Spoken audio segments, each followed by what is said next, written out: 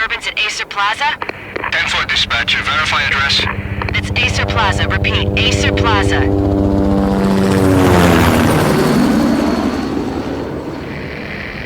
Shots fired on the rooftop. An assault in progress at Acer Plaza. Repeat, an assault in progress.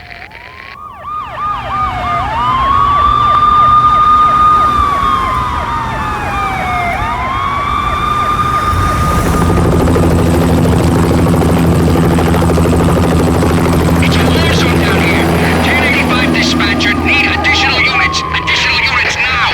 Officer in danger. Officer in danger. 10-5, please repeat. 10-5, all units, emergency. Officer in danger, Acer Plaza. Repeat, Acer Plaza, all units. They were all dead. The final gunshot was an exclamation mark to everything that had led to this point. I released my finger from the trigger, and then it was over. To make any kind of sense of it, I need to go back 3 years. Back to the night the pain started.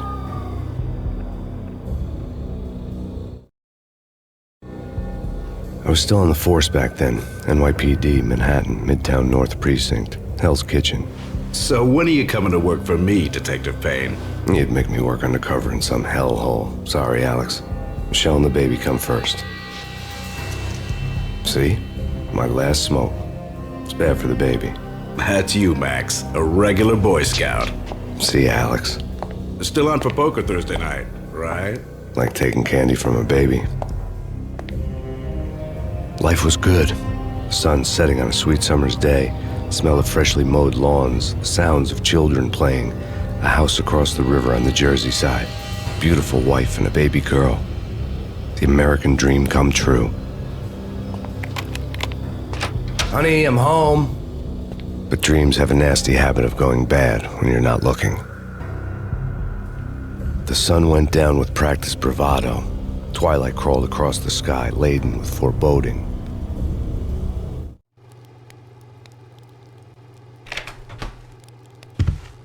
Michelle, honey, anybody home? I didn't like the way the show started.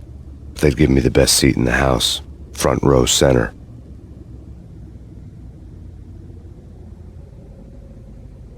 What the hell?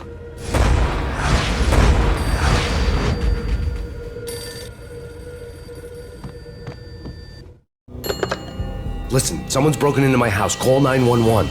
Is this the Payne residence? Yes, someone's broken into my house. They're still here. You have to... Good. I'm afraid I cannot help you. Who is this? Hello?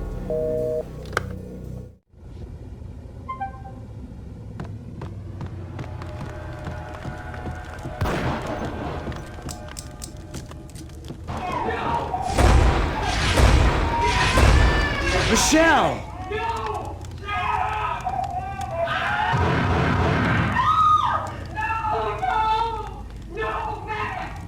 It's coming. Freeze! NYPD, drop it! Coming! You're gonna die! No, please, God, no.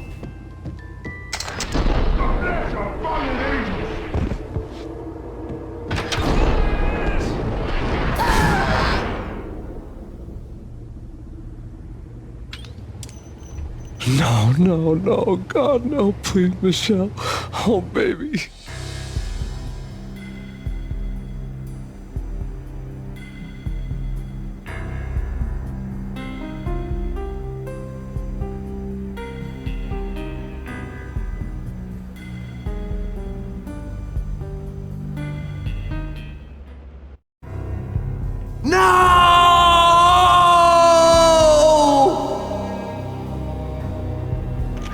That was 3 years ago.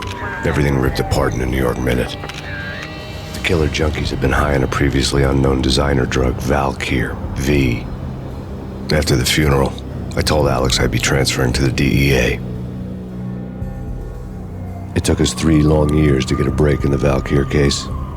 Then, finally, 2 months ago, a dime dropper tipped us off that Jack Lupino, a mob boss in the Punchinello crime family, was trafficking. I went undercover, infiltrated the worst mafia family in New York. I came in from the cold and the dark. Outside the city was a cruel monster. I've been slowly working my way from the small time to the big fish, trying to get to the source of the drug. Alex and BB were my only contacts in the DEA, the only ones in this decrepit city who knew I was down here. BB here. Something urgent has come up with Jack Lupino. You need to meet with Alex immediately at the Roscoe Street station. I hadn't had a face-to-face with Alex since I'd gone undercover. Outside, the mercury was falling fast. It was colder than the devil's heart, raining ice pitchforks as if the heavens were ready to fall. Everyone was running for shelter like there was no tomorrow. It didn't get any better when I got to the subway. The feeling hit me like a point-blank shot straight in the face. Something was not right about this. My Beretta stirred nervously under my coat, but the train doors had already shut behind me, and I was in for the ride. Next stop, Roscoe Street Station, and Alex.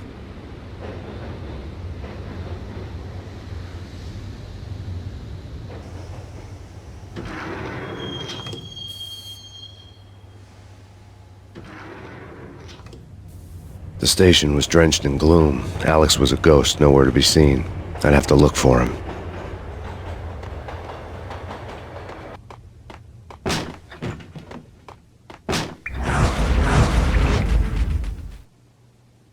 Death was in the air at Roscoe Street. I'd have to find Alex fast.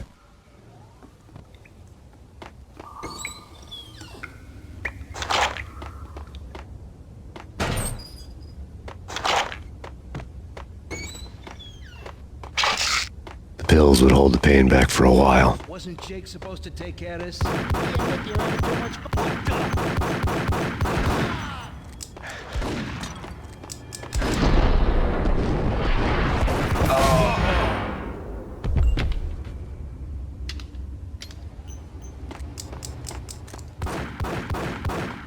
Yeah, hold it.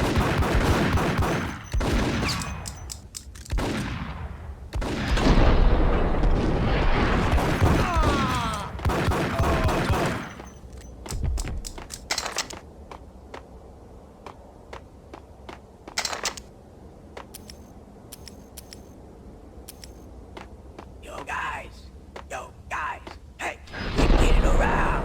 You hear me? Yo!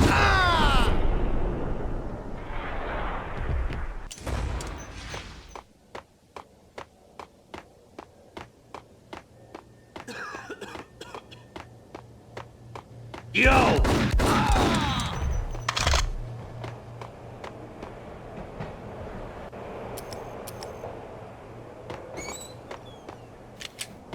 Right? Right.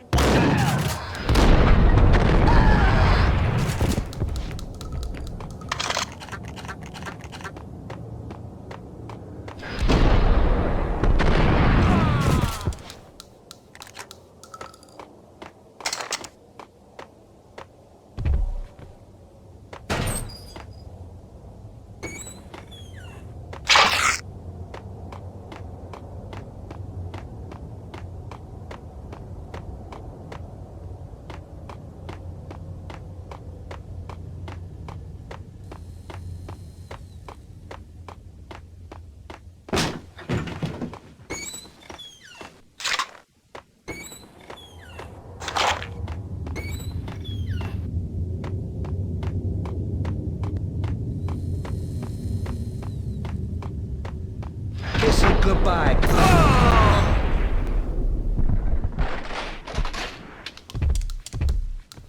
You saved me, man. What's going on here? A massacre.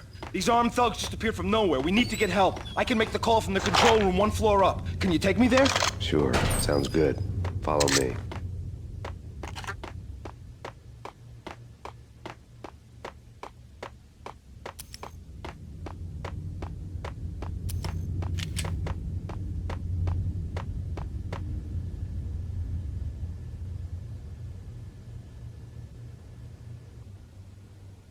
Home free. This way.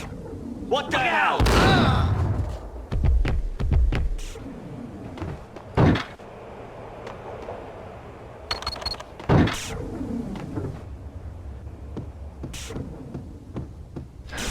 Ice!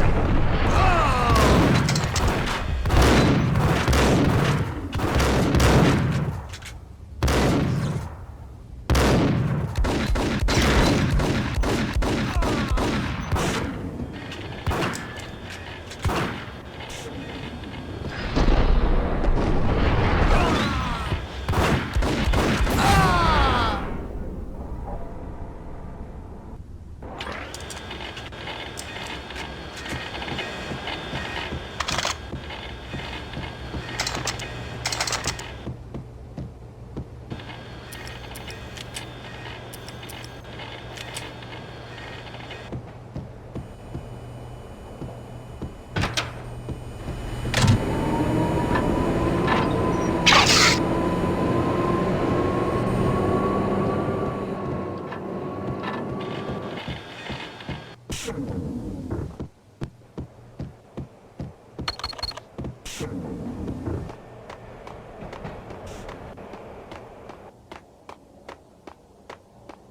train lit up like a Christmas tree. The power was back on.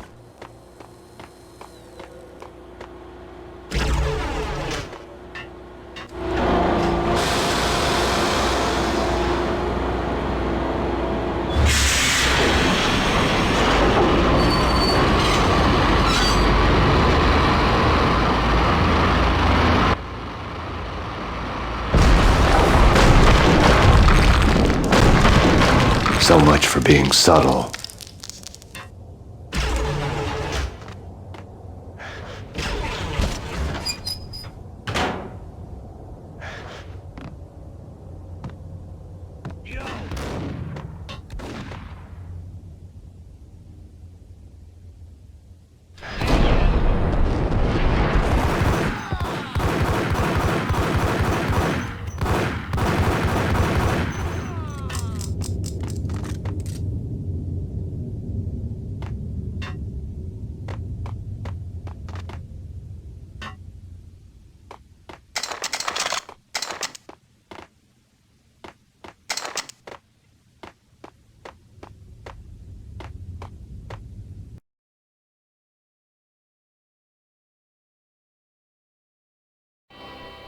The rusty door led to an abandoned part of the station, closed off since the early 40s. Something big was going down at Roscoe Street. Maybe that's why Alex had wanted to meet me here. Maybe not. One way or the other, I was going to find out.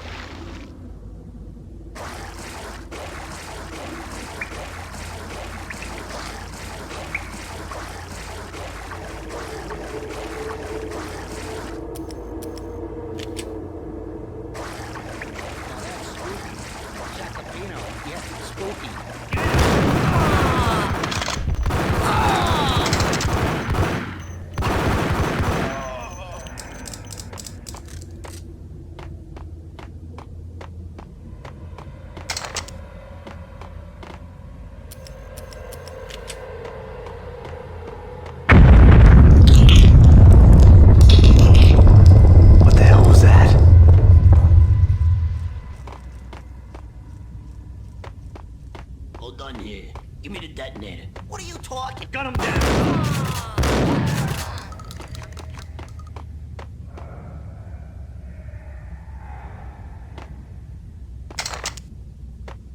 The door had been welded shut ages ago and the bomb was missing a detonator.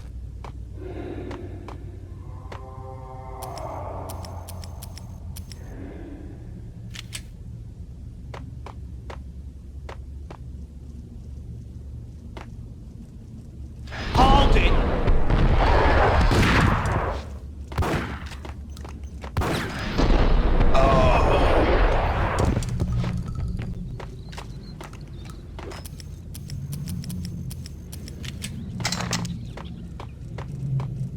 Okay, fellas, the police are on the way. New York's finest. They're gonna be here soon.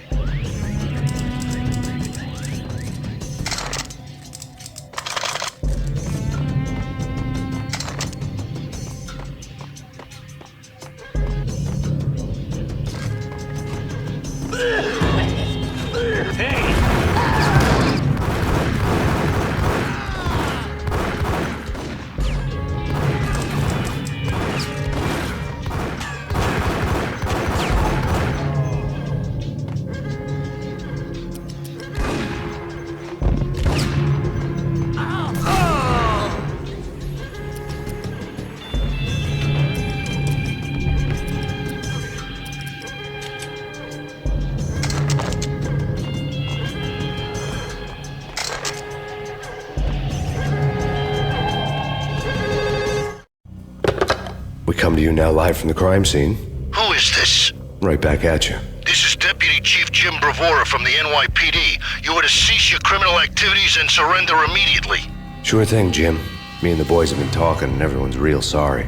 They'll never do it again. Who the hell is this? Being placed at the scene of a bank robbery wouldn't have tipped the odds in my favor.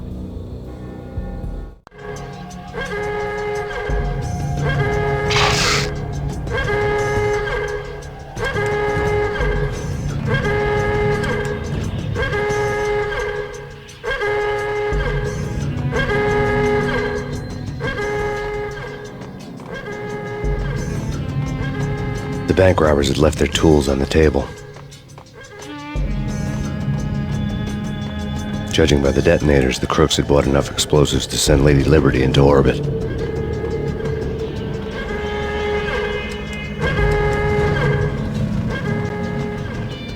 The bank robber's score lay on the table.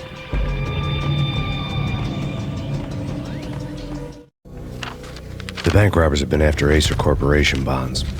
The Acer success story had recently been on every channel and on the cover of every magazine.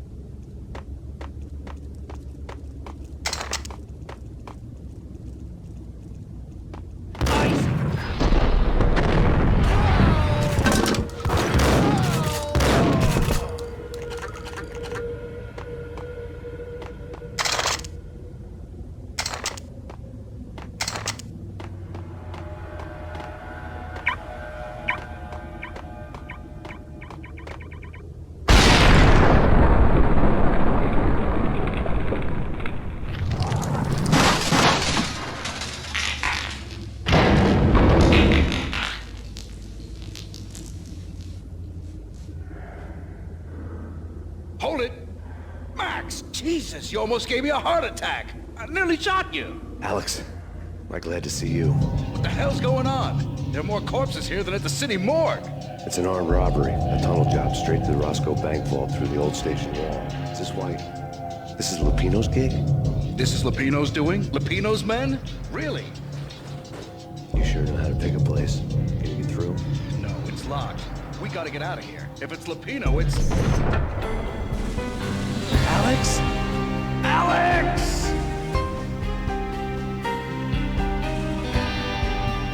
There was nothing I could do. He was dead.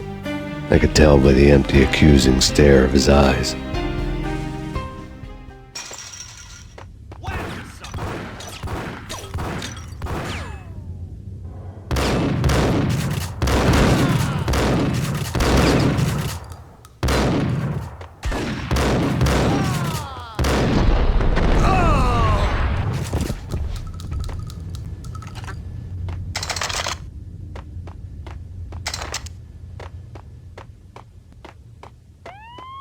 Let's get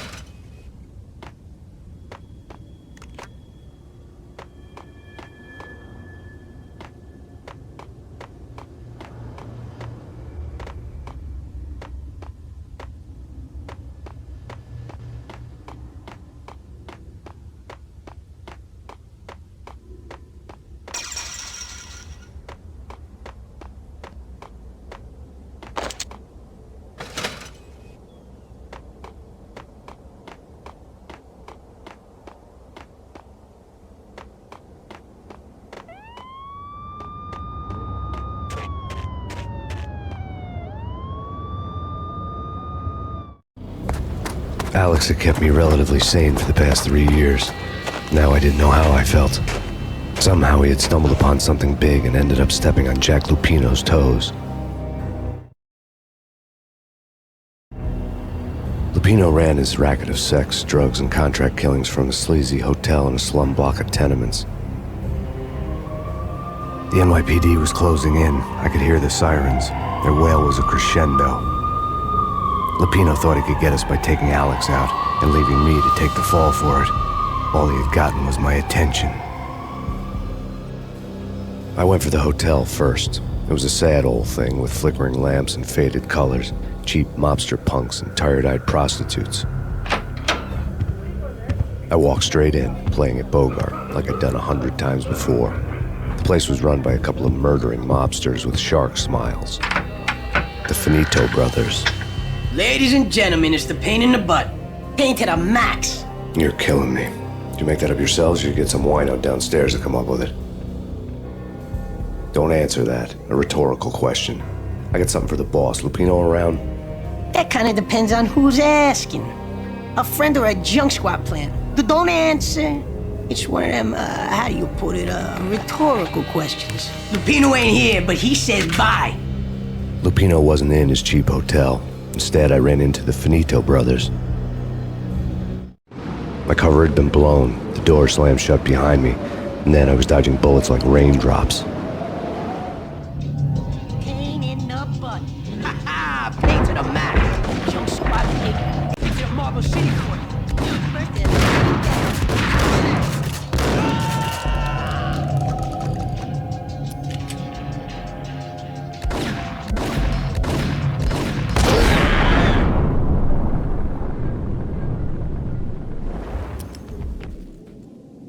A letter on the desk caught my eye.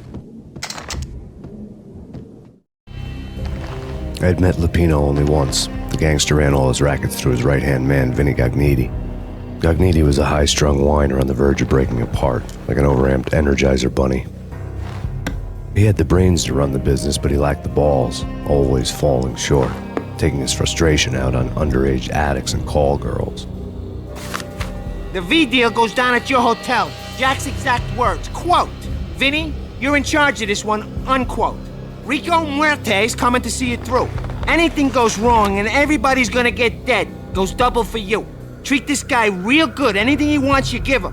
Don't screw this up or you're finito, finitos.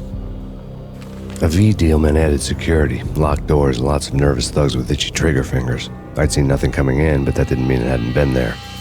Rico Muerte was a regular Kaiser Soze, a spook story told to keep the apes in line. 313. The Finitos had scribbled Muerte's room number on the note's margin. Bosses! Everything all right? Bosses! Joey, Vigilio, you all right in there? They're not answering. Call the others. Tell them to come quick. Okay, but we can't wait for them. We gotta go in now. Bosses, we're coming in. It's Payne!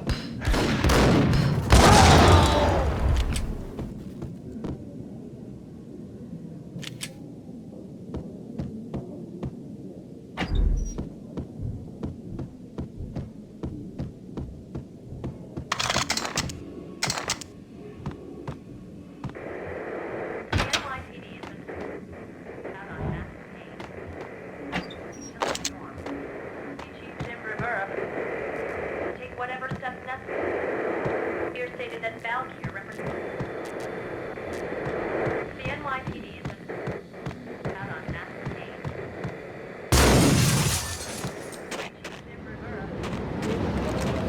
Yeah, something's wrong with the bosses.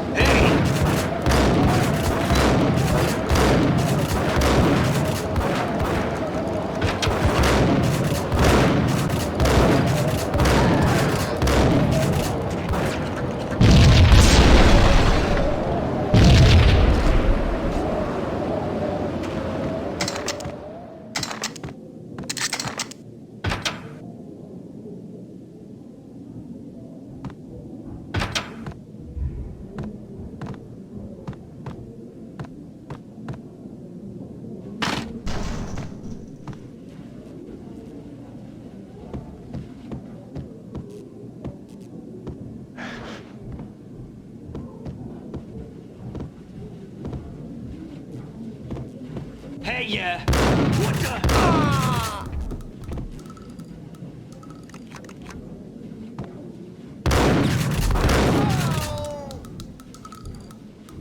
Hey!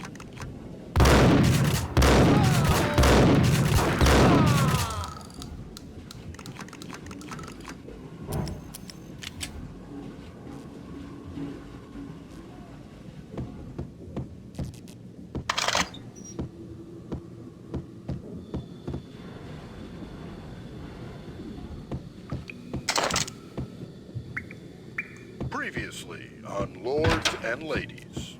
Lady Amelia, Marquis Valentine asks for an audience. Thank you, Lawrence.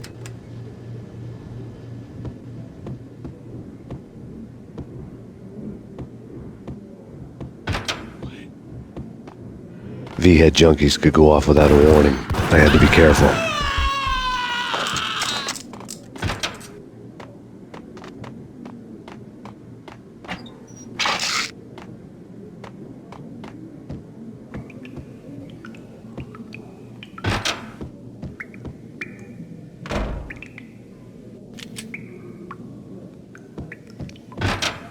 It's Payne! Got him dead.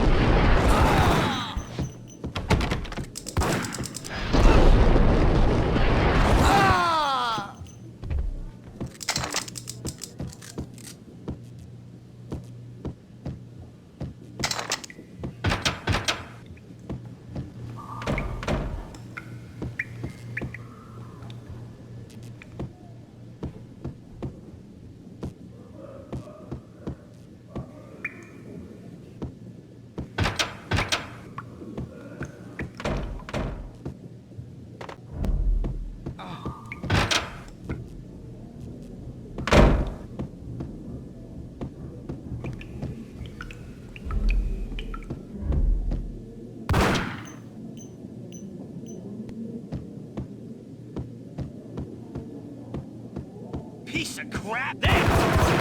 Oh! Oh!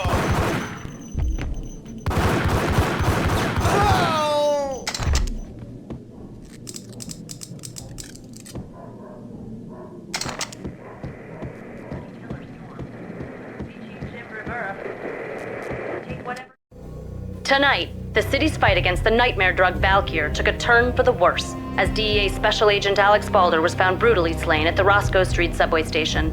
A suspect was seen leaving the site only moments after the shots had been fired, and the NYPD is currently in pursuit of Max Payne, a repeated felon believed to be armed and extremely dangerous. And now the weather. The worst winter storm in recorded history continues to pound the city. Here stated that Valkyr represents out on Max Payne. Killer storm. Chief Rivera. Take whatever steps necessary. Here stated that Valkyr represents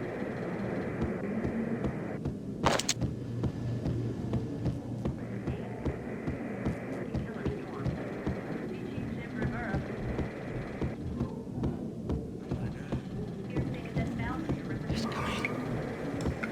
It's coming.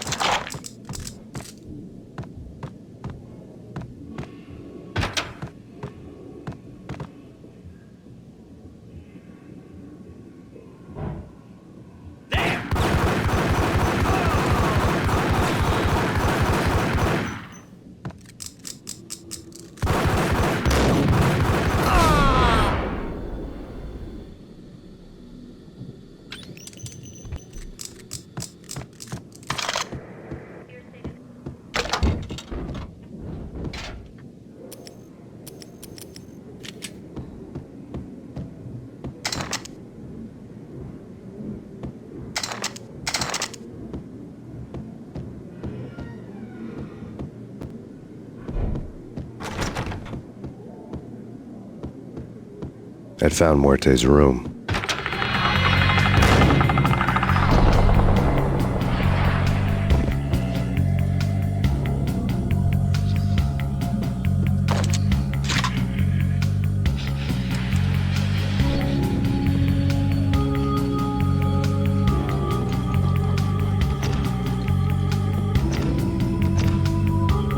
Muerte had received a letter. Our investigation had turned up nothing to link Angelo Punchinello, the head of the Punchinello family, to Valkyr. All tracks had ended with Jack Lupino. The letter in Muerte's room was signed by the Don himself.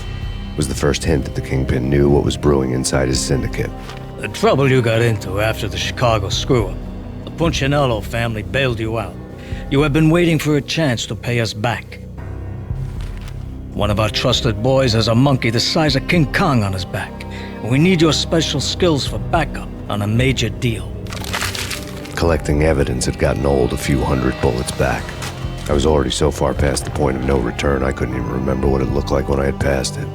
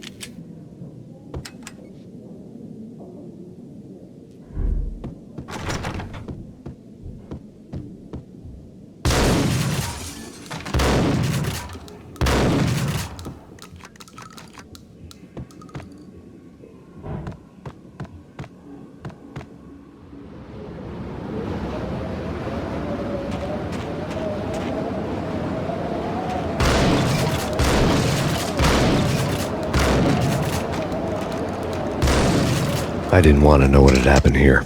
It was not a pretty sight.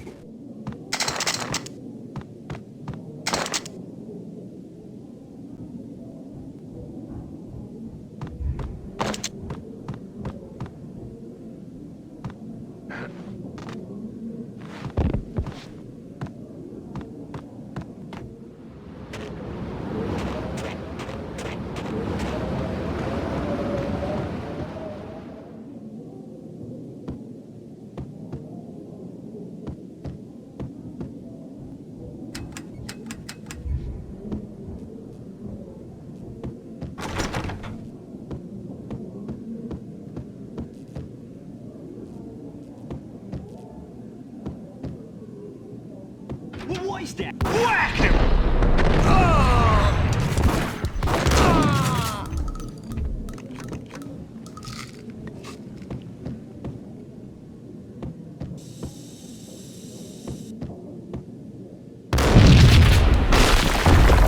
Hey! Told you. God damn! I thought it was a bomb for sure. Nah, the Russian wouldn't dare. This has been waiting to happen. I thought it was a bomb. What the hell?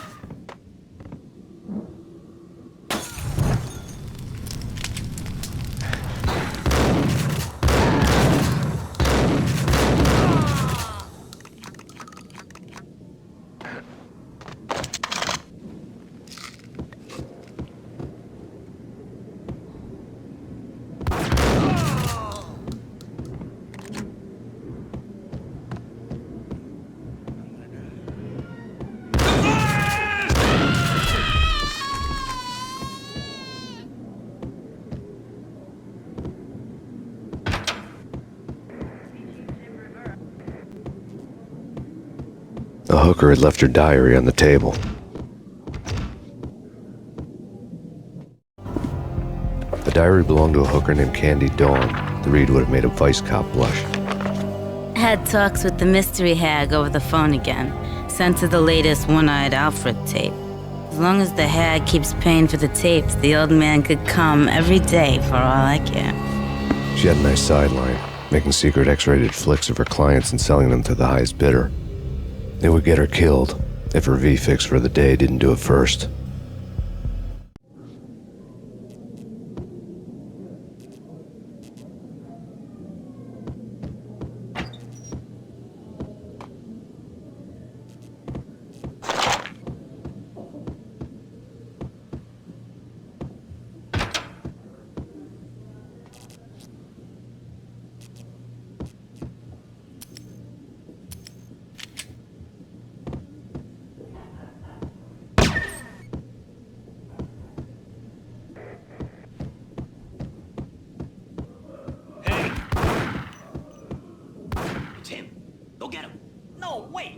Don't get him. You go and get him.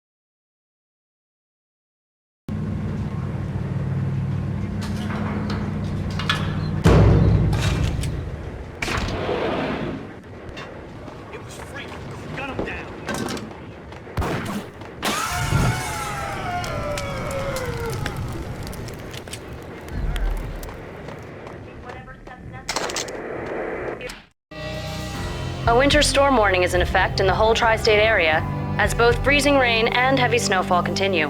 Many roadways are already closed, and people are advised to stay indoors. The severe blizzard has ravaged New York for 3 days now, with no end in sight. We'd been snowed from the start in the Valkyr case. The forecast said there was plenty more where that had come from. But the snowbound city was on my side. Less chance of innocent bystanders getting caught in the crossfire.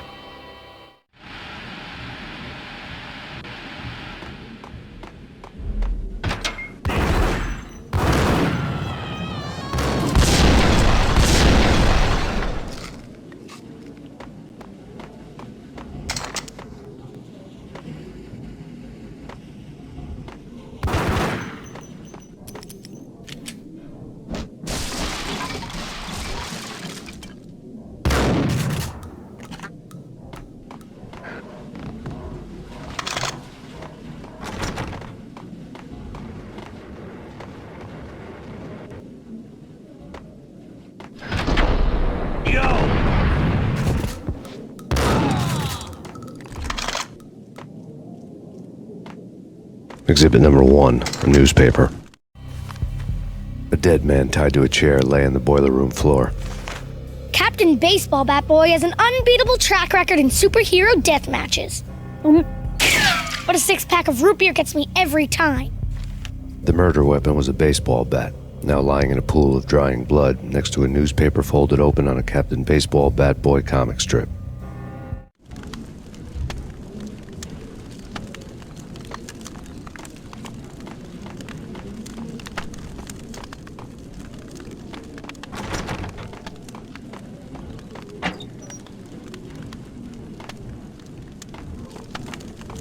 Vampire movies. Why are they always set in LA or whack or something?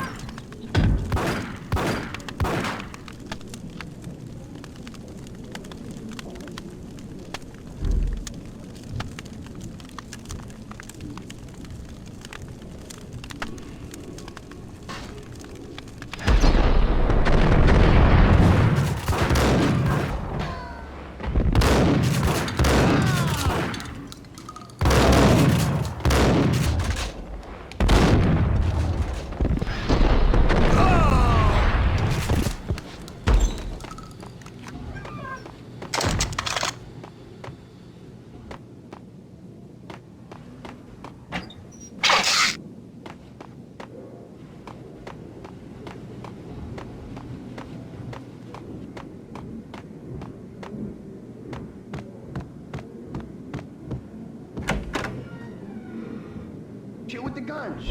Trust me, you don't want to piss Muerte off. Gentlemen, let's do business. Green for green. Cheers at green-eyed angels. Amen.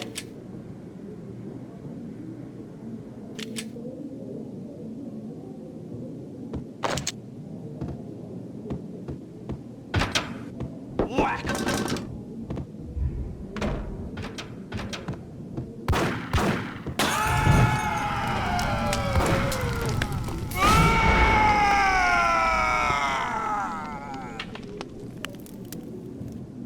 A lifetime ago, this would have gone down as a narcotics arrest.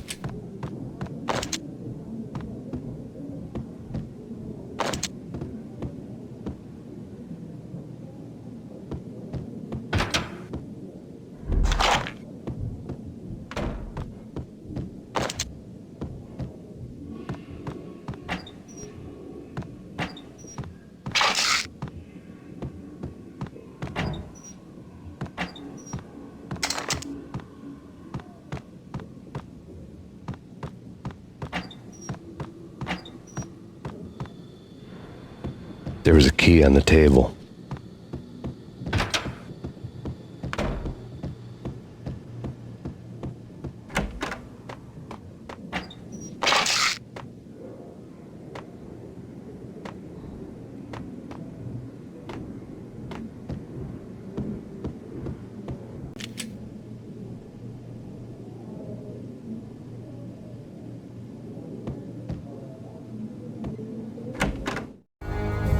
Two mad dog killers, ready to murder each other. They step into the next room, and I'm thinking, now they're gonna do it.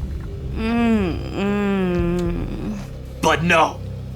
They sit down in front of a TV and solve their differences with a kung fu fighting video game. I tell you, Candy, I was so depressed, I strangled them both with the video game cables. Oh, Rico, you're so bad. I am, ain't I? Rico Muerte, big-time hustler. Who the hell? It's that cop. Muerte went for his gun.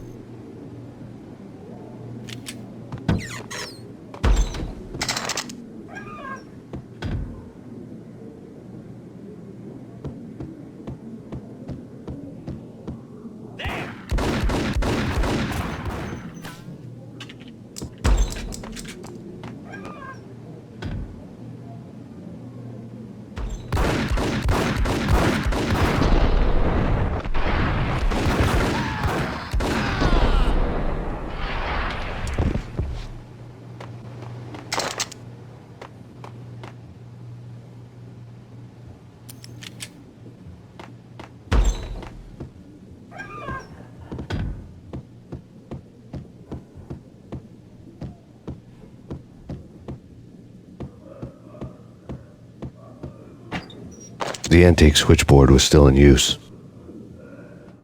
There was an old telephone switchboard in the back room of the reception area, the kind that made phone tapping child's play. It wasn't hard to picture a fat pimp sweating with headphones on, listening to his hookers talk dirty and fake orgasms over a web of party lines, the blood veins of New York.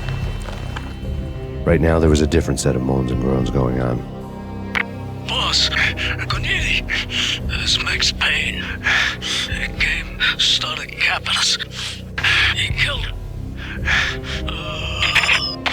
Are you freaking kidding me? He's just one lousy cop. You better be freaking kidding me. Whack him. What's the freaking problem? Hello?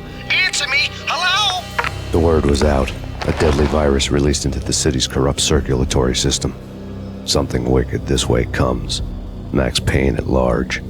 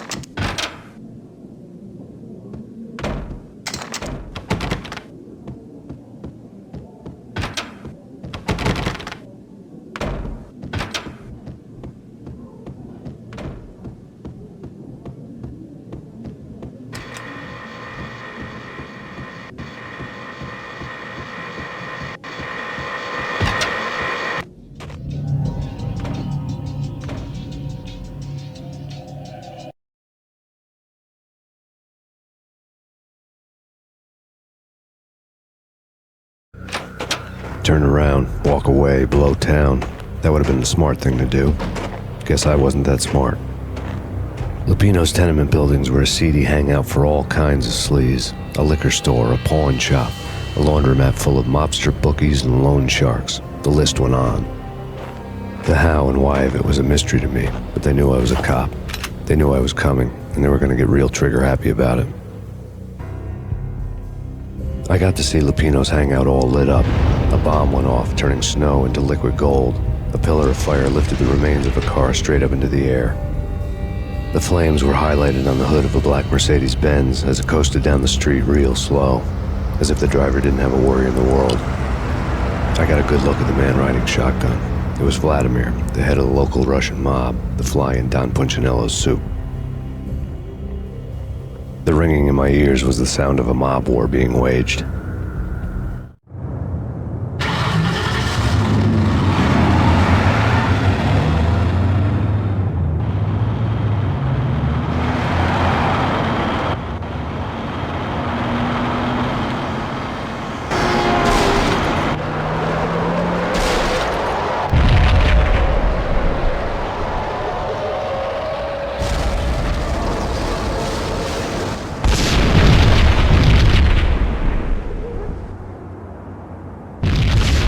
Another bomb exploded inside the closest slum building. It was a lucky break. The goons inside were spooked, but luck always came with a price tag. More bombs could still be ticking inside, and the cops would already be on their way. Jack Lupino's suite was on the top floor. At least it used to be, before the explosive makeover.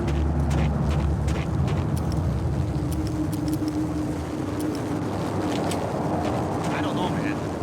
I don't know about this. What the hell?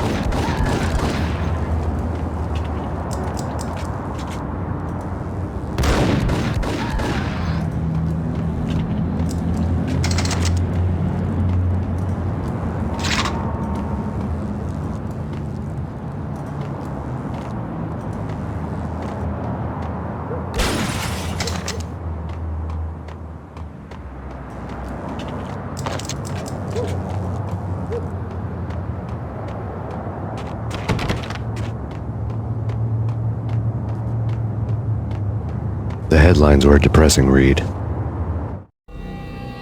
The headlines were screaming bloody murder. The storm was a screaming duet with the approaching prowl car sirens. It was all a scream when you were down for the count and wanted for murder.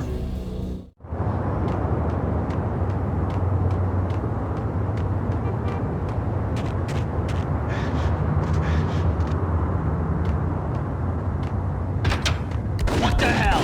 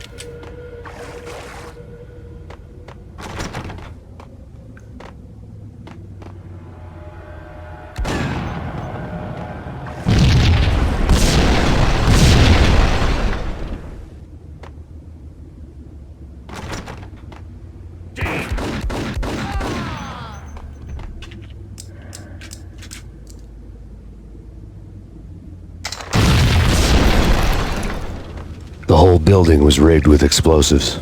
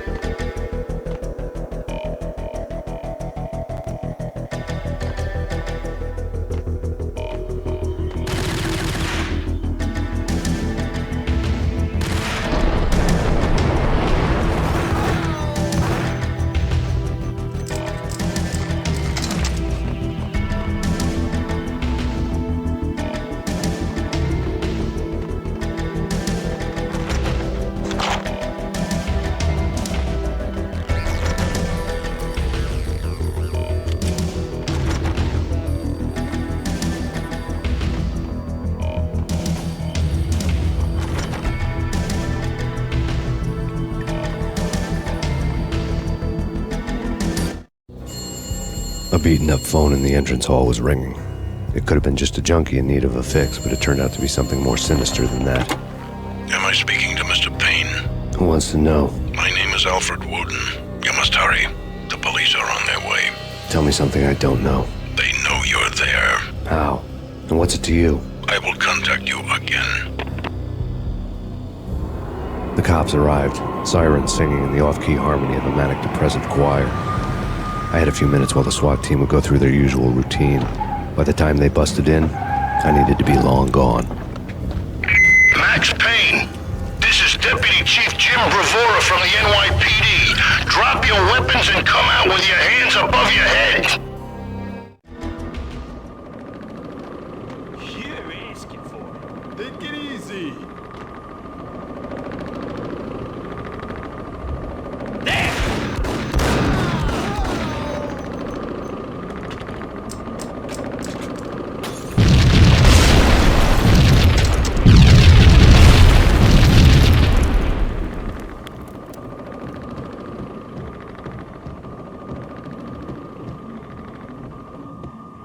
The door was locked. I'd need a key to get through.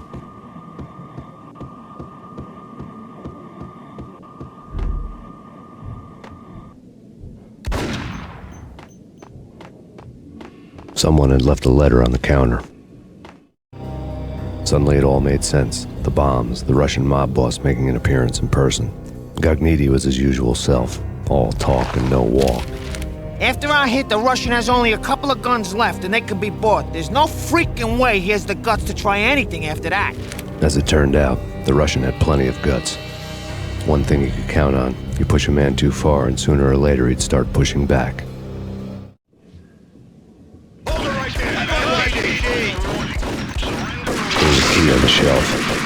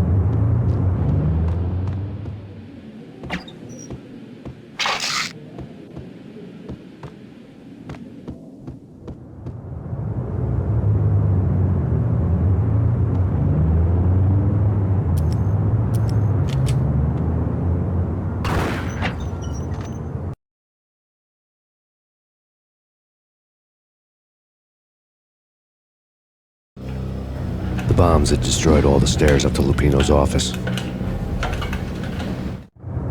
The alternate route led there by way of adjoining rooftops.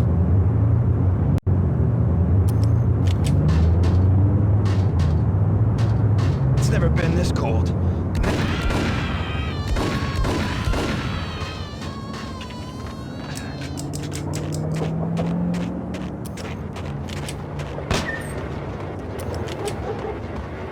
To get to the roof, I'd need to get to the elevator through the locked door up ahead.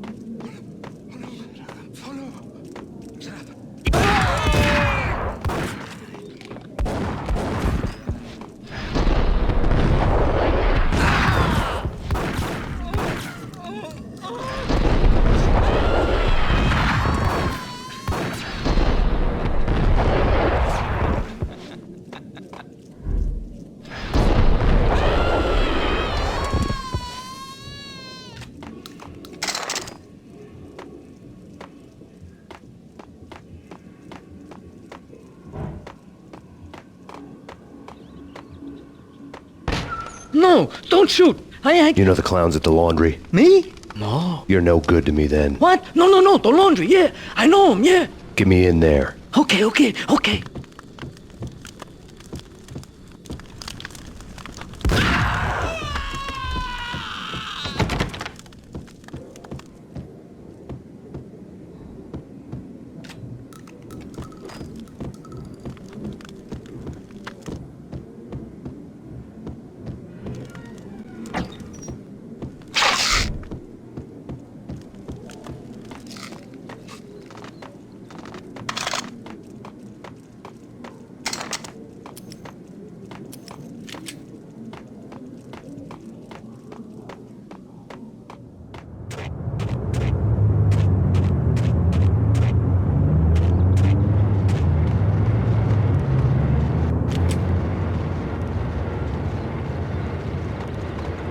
It's me. Open up. Let me in, quick. Not so fast.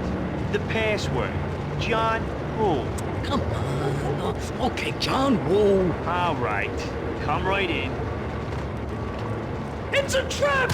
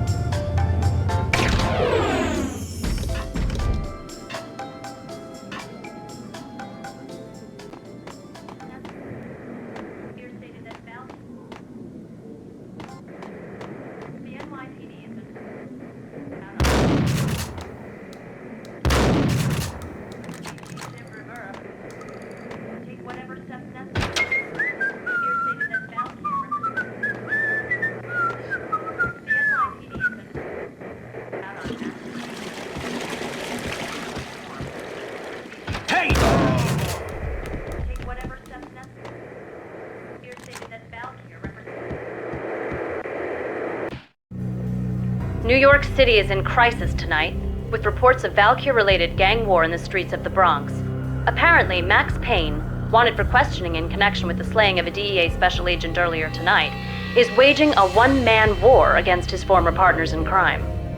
Among the listed casualties so far are notorious mafia members Joey and Virgilio Finito, as well as Rico Muerte, himself a fugitive from the law, and a suspect for several murders in the Chicago area. The NYPD has been placed on full alert. A citywide APB has been put out on Max Payne. Deputy Chief Jim Bravura has promised to take whatever steps necessary to bring him to justice. What those steps may be remains to be seen. For CNN TV News, this is Kira Silver.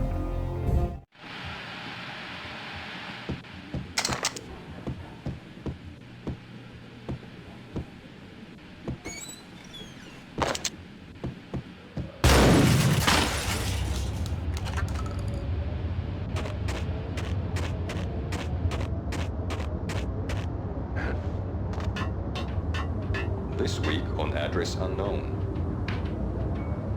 I don't want to go there. It's the last place I'd want to go. That's where I always end up. Only, it's not me talking to the flamingo, but someone who looks the part down to the finest detail, except that he's evil. I'm hiding in the shadows, watching it all unfold. The flamingo speaks. He can speak here. It's...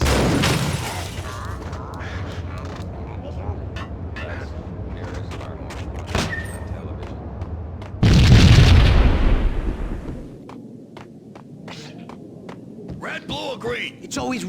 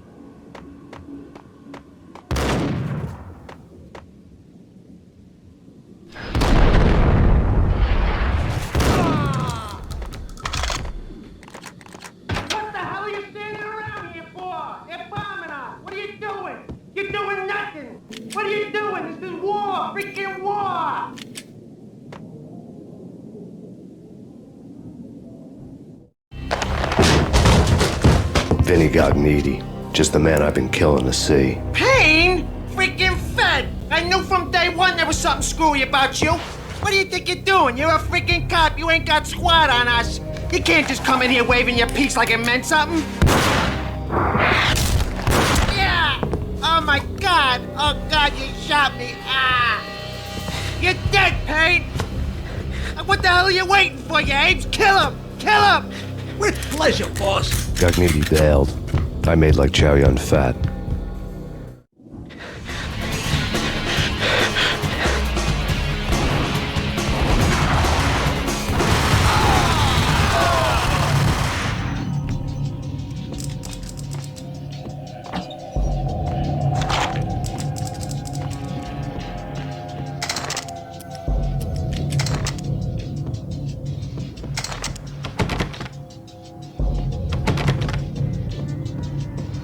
A crumpled letter lay on Gognitti's desk. The letter was addressed to Don Punchinello, but Vinny had never had the nerve to finish it. Jack's gone voodoo. Just the other night, he shot Dino because he wanted to see what his brains looked like splattered on the wall. He's a freaking mad dog. We're running out of men and business fast. Gognitti had been living in mortal fear of his boss. Jack Lupino was a psycho.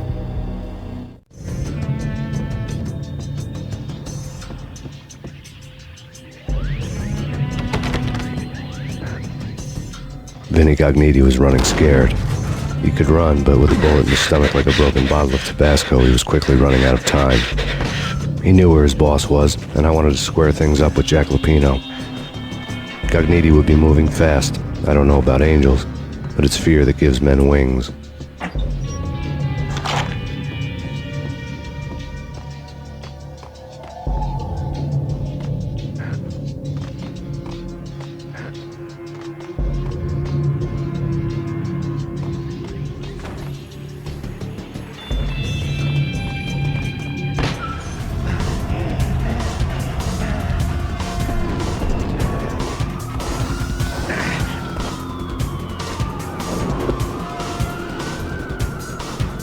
Gognitti hitched a ride. To catch him, I'd have to follow his lead.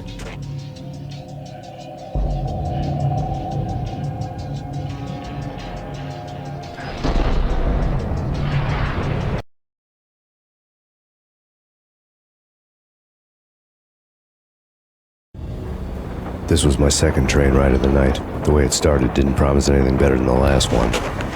Freezing wind tearing at my face like sandpaper and razors, ice hard and slick under my hands and feet. And somewhere in the background, the wail of sirens, the city howling after me. New York sped by in fast forward. Dark rooftop water towers and a dead forest of antennas and chimneys, all a blur. When the train he was riding slowed down, Gognitti made his move.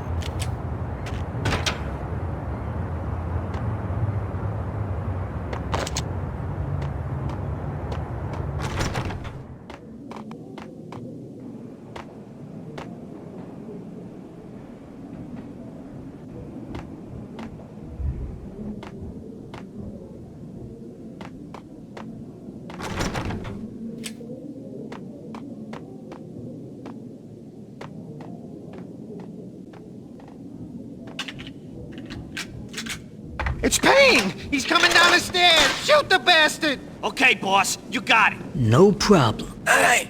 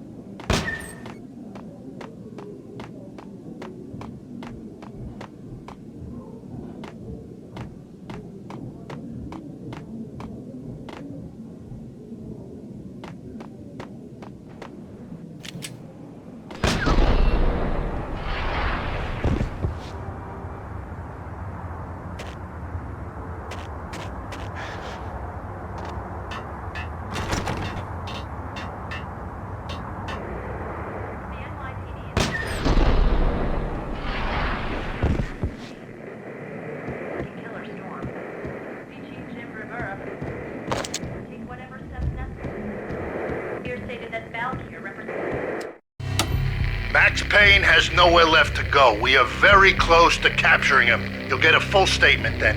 Right now, I've got better things to do, ma'am. That was Deputy Chief Jim Bravura from the NYPD with no further comment at this time. Apart from his suspicious food habits, I figured Bravura to be one of the good guys. Fate had just dropped us on different sides in this. But when it came to capturing me, he was way out of his league. I had already ditched the cops a couple of rooftops back. For now.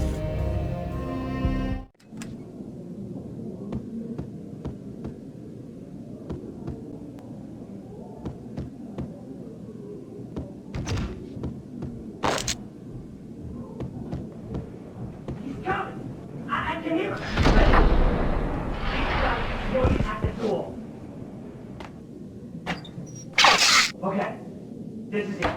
Any moment now, Payne's gonna bust through that door with murder in his eye. The SOB so full of lead, they'll need a forklift to carry the car.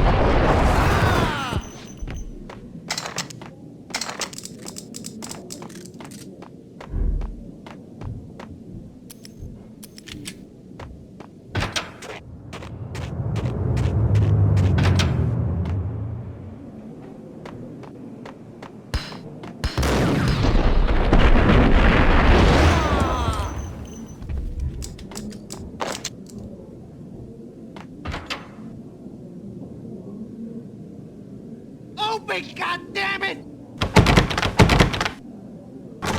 Payne! I'll kill you, you lousy freaking... Got him.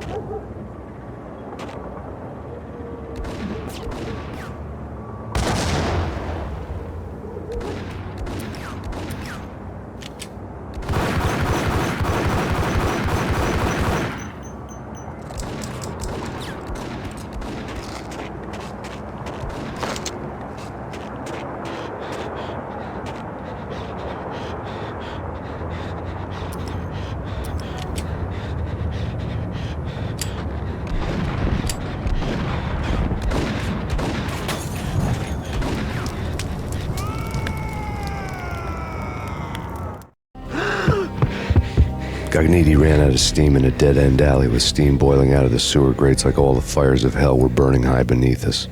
It was shakedown time. Where's Lupino? Screw you! Bad start, Vinny. Ah! Police brutality! I rate pretty high on that. You can't just hurt me in cold blood? Just keep telling yourself that. Listen good, Candyman. I'm not gonna be anybody's fall guy. I want to know where your boss is hiding. There was no glory in this. I hadn't asked for this crap. Trouble had come to me in big dark swarms. The good and the just were like gold dust in the city. I had no illusions. I was not one of them. I was no hero.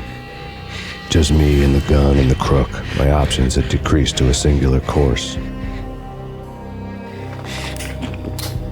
I'll tell you, just don't hurt me no more. Lupino's at Ragnarok, the nightclub. Book me, take me in the whole minute to freaking jail, just don't hurt me.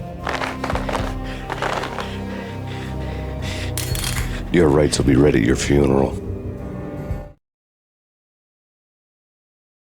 Ragnarok was Lupino's private nightclub, a den of drugs built into an old theater. I knew what waited inside. V-head junkies ready to explode in random acts of senseless violence, and Lupino's goon squad, the worst stone-cold killers this side of hell. Ragnarok was as inviting as a headache, flickering and flashing to a machine gun beat. The belly of the nightclub was a gothic theme park that began with bondage games and led to the nasty stuff from there. As subtle with its dark message as a cop-killer bullet through the heart. Like father, like son. Just like Jack Lupino.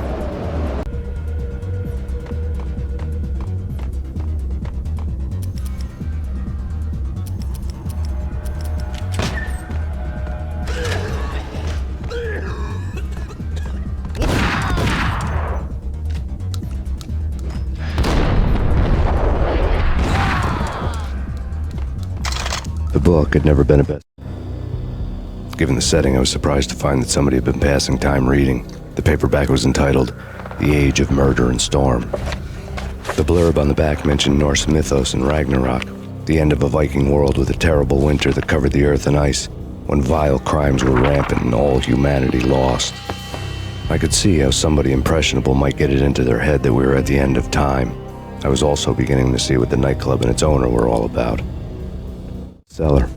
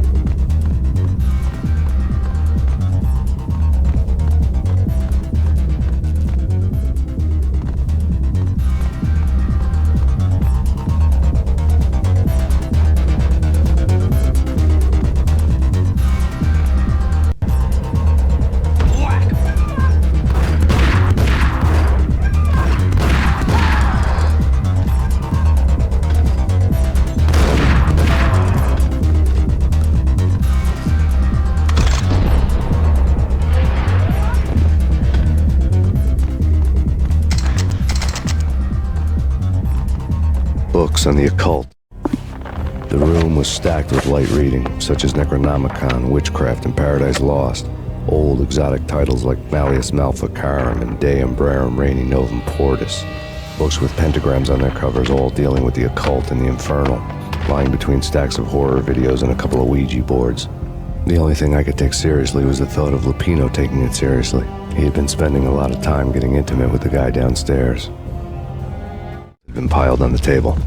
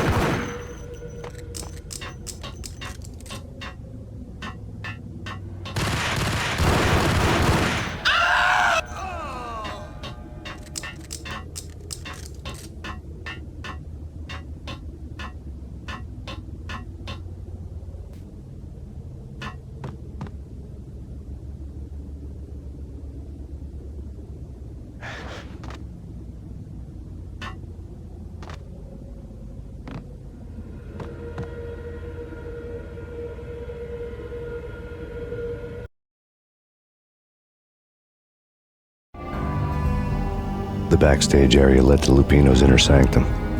The hot air inside was like an invisible wall, thick with incense and something else, a sickly sweet smell that made you gag. This was the rotten core of the Big Apple. Lupino lurked somewhere ahead, like a spider at the center of his web, waiting. The vapors in the air started to make my head swim. Torn pieces of a letter lay scattered on the sofa.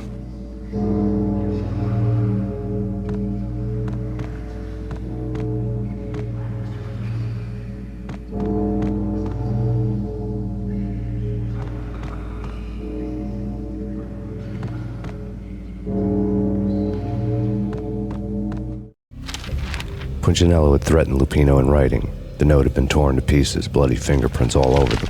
Don't want you to think that one of my boys is not playing with a full deck. Shape up, Jack. We are running a business here. I'd hate to send the trio to strong-arm you. The trio were the Don's notorious henchmen. It was obvious that Lupino hadn't been intimidated by the threat. Lupino's notes covered the table. Jack Lupino was crazy, all right. The table was scattered with notes of demented arcane nonsense written in rusty blood, a mishmash list of demons, devils, and dark gods evoked. Beelzebub, Asmodeus, Baphomet, Lucifer, Loki, Cthulhu, Lilith, Hela, blood given to you all. He was after that old Faustian deal, your soul for power and fortune. Just sign on the dotted line with your blood. Lupino's notebook lay on the pedestal.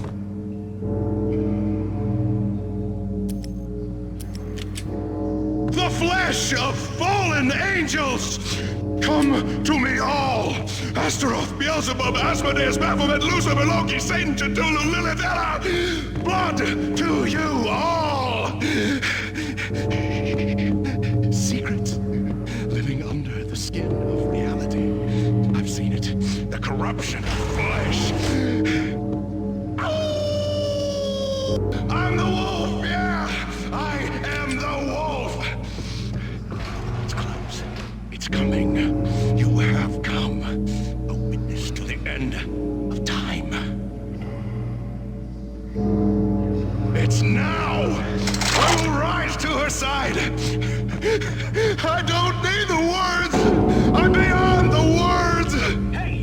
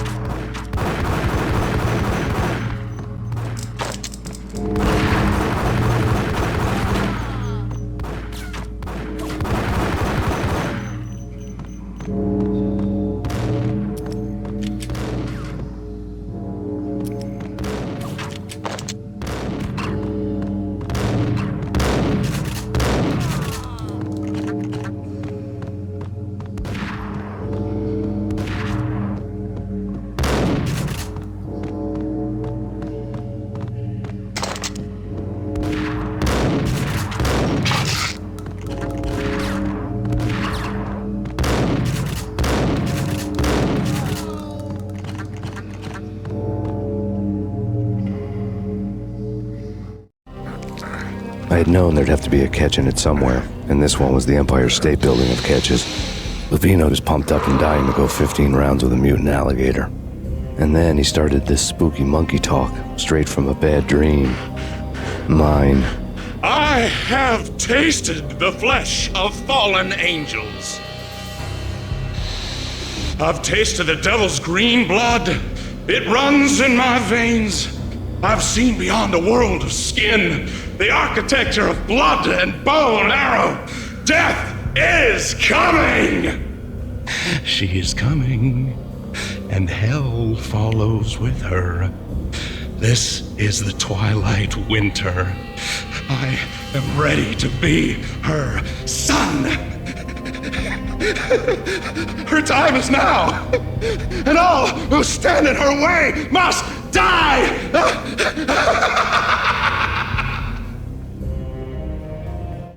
Die! You'll die! You'll die! Now! All die!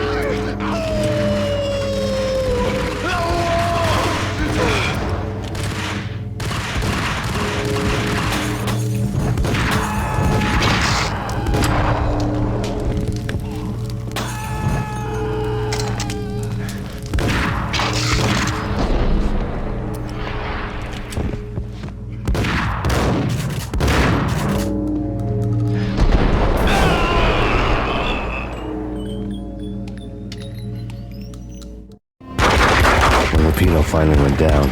I wanted to make real sure he'd stay that way. V was a bad monster. Turned them into friggin' zombie demons from outer space. I think he's dead already. Huh? And that's when it happened. But dead or not, you've got the wrong guy. In stepped this knockout femme fatale holding a gun to my face. I returned the favor. Lisa Punchinello. Lisa Punchinello was the Don's wife. Mona Sax. Lisa's evil twin. Your safety's off, evil twin. You might hurt someone with that gun of yours. Lisa's the damsel in distress. I'm the professional. I'd blow you away without batting an eye. Sure, and you can check out my credentials splattered all over this joint. Jack couldn't have framed you. Not the state he was in. We're after the same slime bag. Angelo Punchinello's the one who murdered your friend and framed you with it. You know this for a fact. I've got my sources. I don't have a clue these days. I just shoot them as they come. Who put a contract on the archfiend? This one's mine. I hate the guts of that sadistic wife-beater. Why not pool our bullets for this one? I thought you'd never ask. My finger was starting to twitch. How do you like your whiskey? I'm easy, as long as you don't try to slip me a Mickey. You're a real angel, Max. It was good stuff. Tasted sweet as honey going down. Nothing personal. Can't risk you going berserk and getting Lisa killed.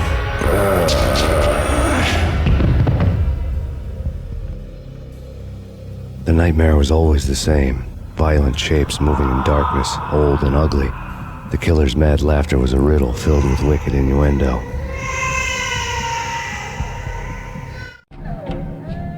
Somewhere, the baby was crying.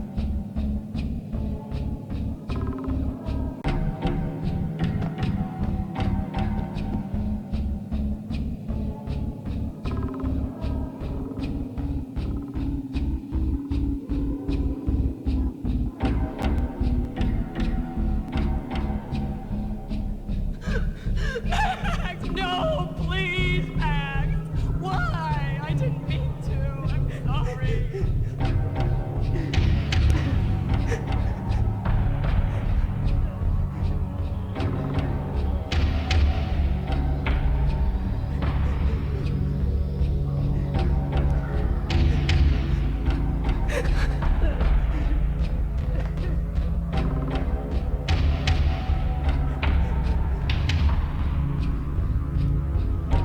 Should have known it when we found you snoring next to Lupino's corpse. A comedian, huh? The pictures were filled with good old times.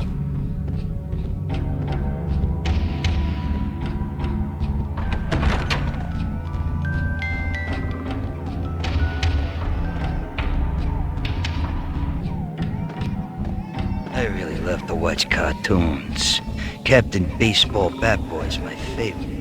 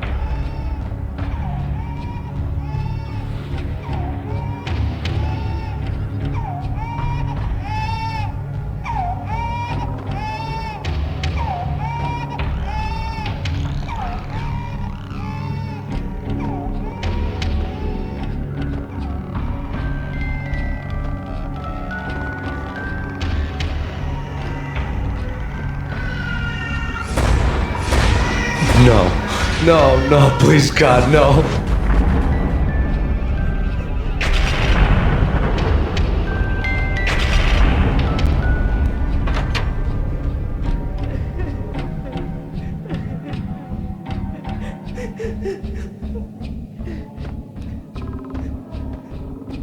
Slice them, dice them, shoot them full of holes, blow them to bits, vaporize them, disintegrate them. No matter what you do, they'll still be back, good as new. Michelle's diary lay on the table. Max, no, please, Max. Why? I didn't mean to. I'm sorry.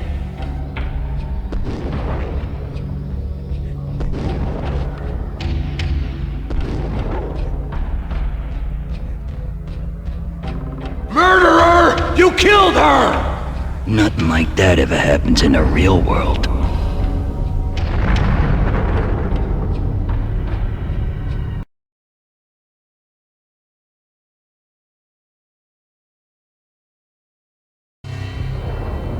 I woke up in a bad dream. My head felt 2 sizes too small for my brain. Max Payne. I envy your name. And the killer was smiling. Pleased to meet you. I'm Frankie the Bat Niagara. Niagara, as in you cry a lot? He had a baseball bat and I was tied to a chair. Pissing him off was the smart thing to do.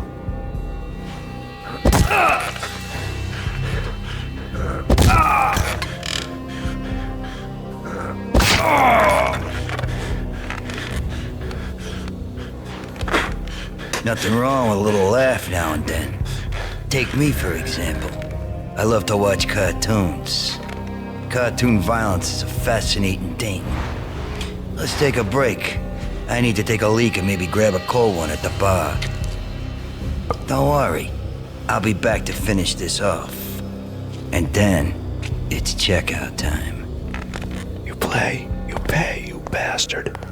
He swaggered out, and the door clanged shut behind him, locks clicking into place.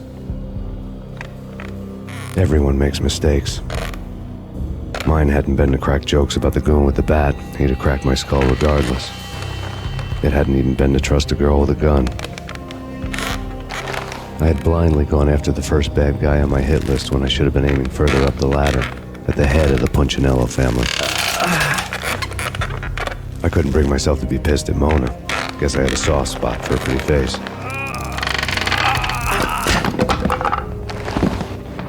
But when somebody decides to play baseball with your head, you tend to get sore. They had dragged me back to the basement of Lupino's hotel. I was beaten, bruised, and blue. I felt like the chair I had broken to get free.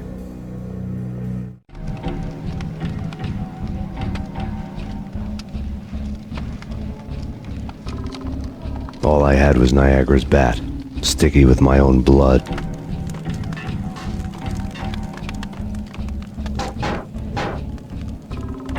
Without a gun, I'd be no match for Frankie's men.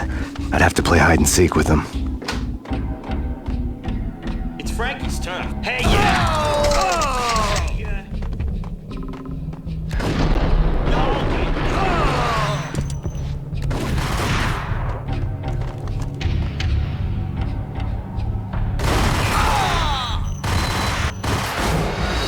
Blood. Without a gun, I'd be no match for Frankie's men. I'd have to play hide and seek with them. Hey, yeah! What the hell?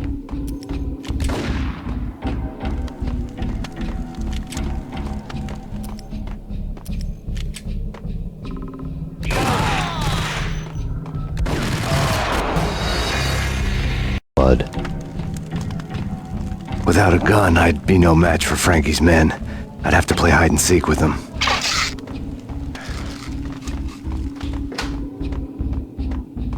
It's Frankie's. Yo!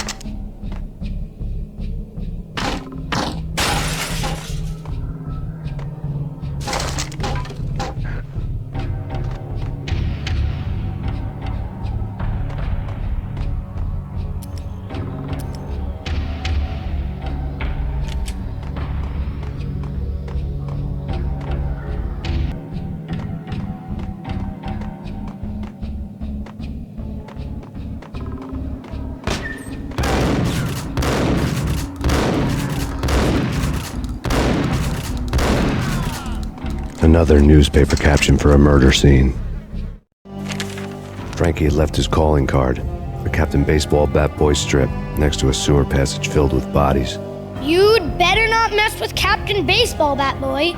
Even my arch enemy, Bicycle Helmet Girl, swoons at the sight of me. Aha! There were enough corpses to put a mass murderer to shame.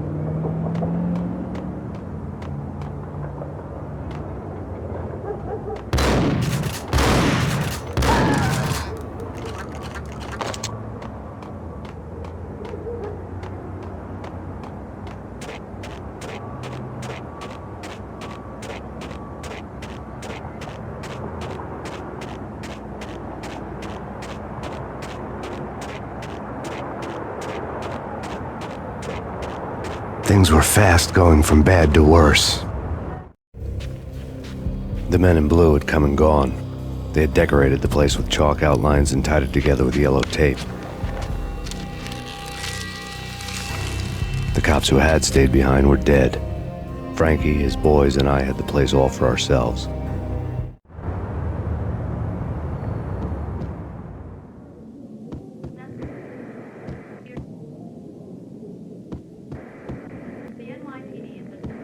Just forget about it. Just forget about it. Hey, just forget about it. That crazy witch, you should have heard her. She was a real scream when the boys caught her trying to cap the Don. Oh, that's friggin' bad. To the trio? That's even worse than what Frankie's doing to that poor bastard downstairs. She's gonna take a long time to die. The mobster muscle on the phone was talking about Mona. Punchinello's trio were nothing but bad news.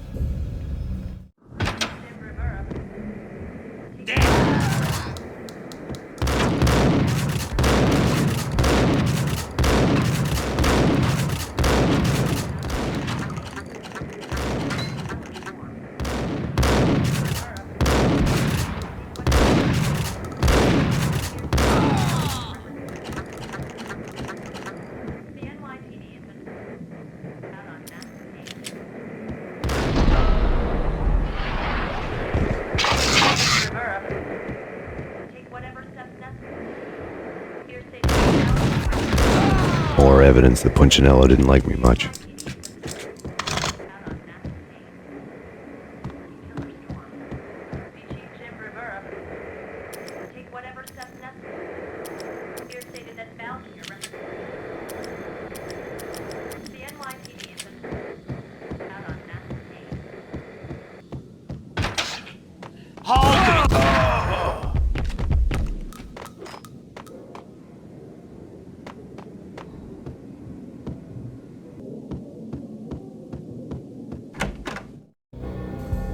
hotel bar was fast developing quite a history. True to his words, Frankie was there, having a beer. Jesus Christ. How the hell did you get loose? Got bored waiting. Thought, what the hell, we could just as well finish this here.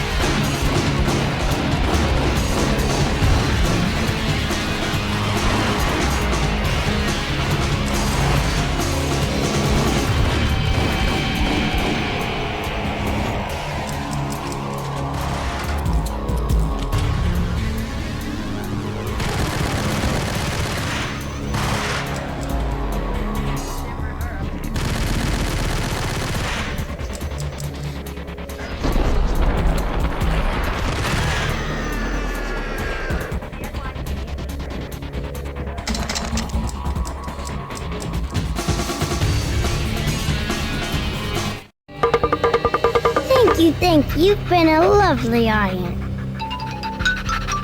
Had enough? I don't play with girls anyway. Unfair! I spotted the tail as soon as I left the hotel. A big black Mercedes. I had seen the car before. That time it had heralded impressive explosions. Vladimir was back. Bang! You're dead, Max Payne. I might have laughed if I remembered how. What's this supposed to be? Cops and robbers? Look, you want something with me? Get in line. Peace, man. Relax. You know you are a real news item. Armed and dangerous. I am going to make you an offer you can't refuse. I've always wanted to say that.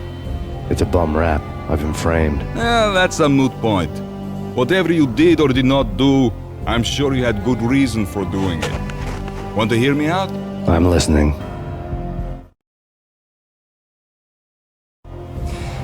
Punchinello messing with V is bad for business all around. But that's not all. There is this guy, Boris Time, used to pull jobs for me. He's the captain of the cargo ship Charon. Now the bastard turncoat has gone over to the other side, Punchinello's. The ship's loaded with high-res hardware, guns, my business. If Punchinello gets hold of that cargo, he's won and I have lost. And you'll have your work cut out for you. If you want to get to Punchinello, you need heavy-duty persuaders. I am just the man to get them for you. Change the ship back under my flag, maybe pop 2 in the traitor Dime's head while you're at it. You'll get enough guns to start the apocalypse. You in or out? Let's get this show on the road. Vladimir was one of those old-time bad guys with honor and morals, which made him almost one of the good guys. None of us was a saint. The Brooklyn riverfront was a maze of rusty containers, sharp-boned cranes looming up from the snowstorm. On a night like this, you couldn't help but think of the dark army of dead men sleeping with the fishes, cement shoes in line. No Minotaur lurked in this labyrinth, but somewhere out there, on the clanking deck of his cargo freighter, the skipper of the Chiron was waiting, like the ferryman of the river Styx.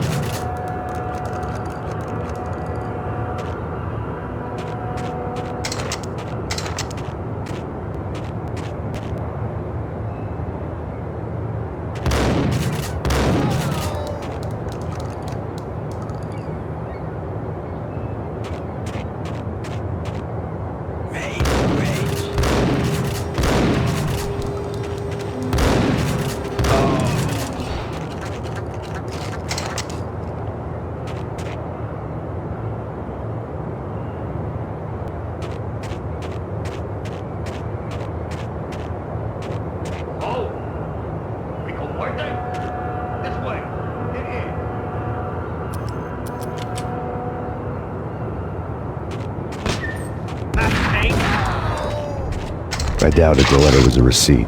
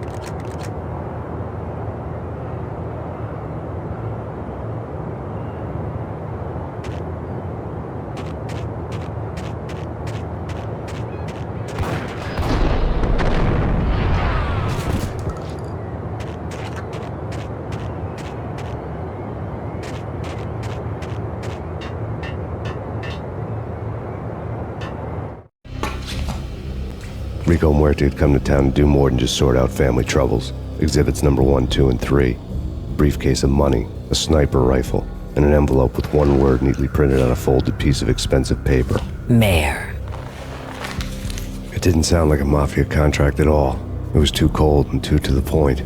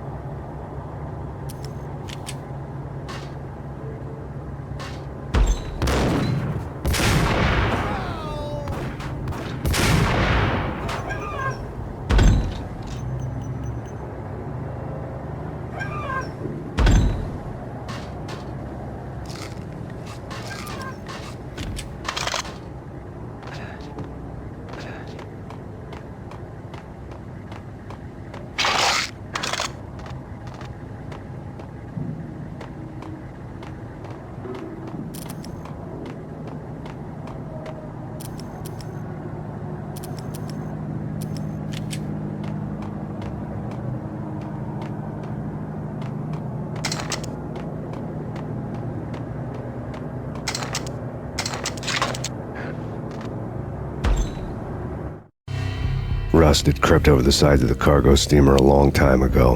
Boris Dime would be on board. I'd have to smoke half of his crew to even get near the gangplank. Guns were probably being kept in the hold, buried amidst the rats and oily water.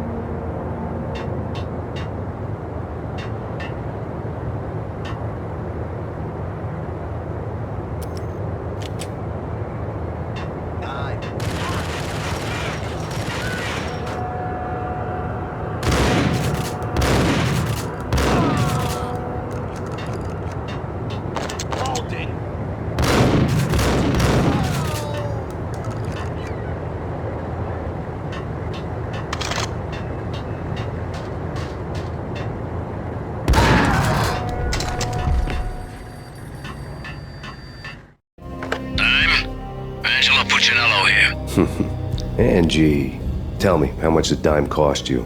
I bet it was more than his name. Max Payne. Right the first time. You're dead, punk.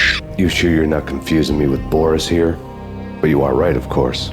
Pretty soon we should get together and have a talk. You son of a... Pissing Punchinello off was a dangerous game, but when people get mad, they make mistakes. I should know. That's where I wanted Punchinello, mad enough to trip over his own feet, preferably into a grave.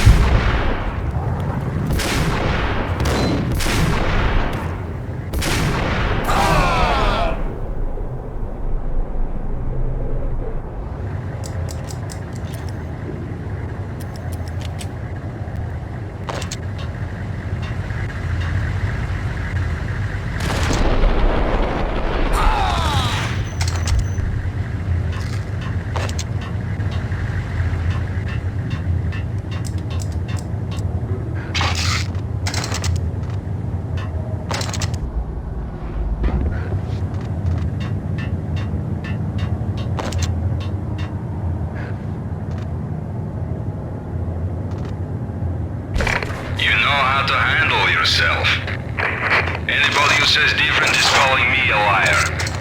Vladimir here. Collect all the guns and ammo you want. Meet me on the bridge afterwards.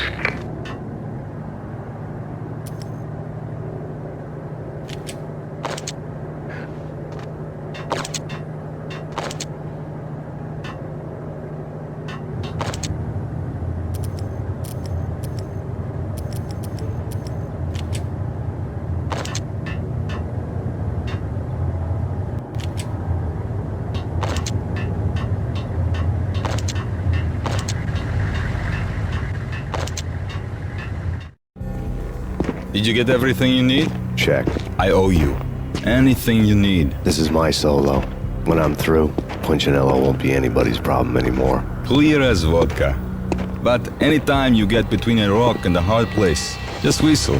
This could be the beginning of a beautiful friendship. You really get a bang out of this big-time gangster act, don't you? Even with all this firepower, I figured I couldn't get to Punchinello at his manor. I could only hope that he wouldn't pass a chance to hear me beg, to see he's won. This is Max Payne. I want to cut a deal. Payne, you're a dead man. That's what everybody keeps telling me. I got your ship and her cargo. I want to meet. No pain, no gain. Capiche? You know my restaurant? Yeah, I know it. 1 hour. Punchinello's restaurant had seen better days. Snow was falling like ashes from post-apocalyptic skies, but that was outside. Things would soon get hot in the Don's restaurant. I knew it was a long shot, Angelo Punchinello actually showing up, but there was no crime in hoping.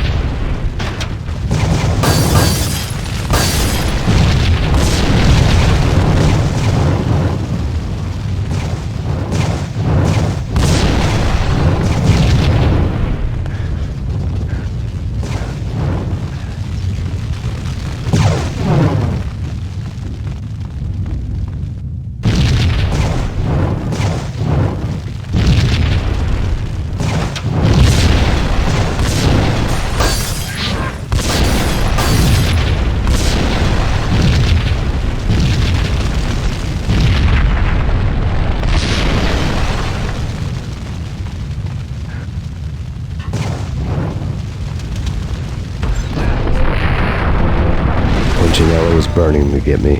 The feeling was mutual. He was trying to put out my flames with gasoline.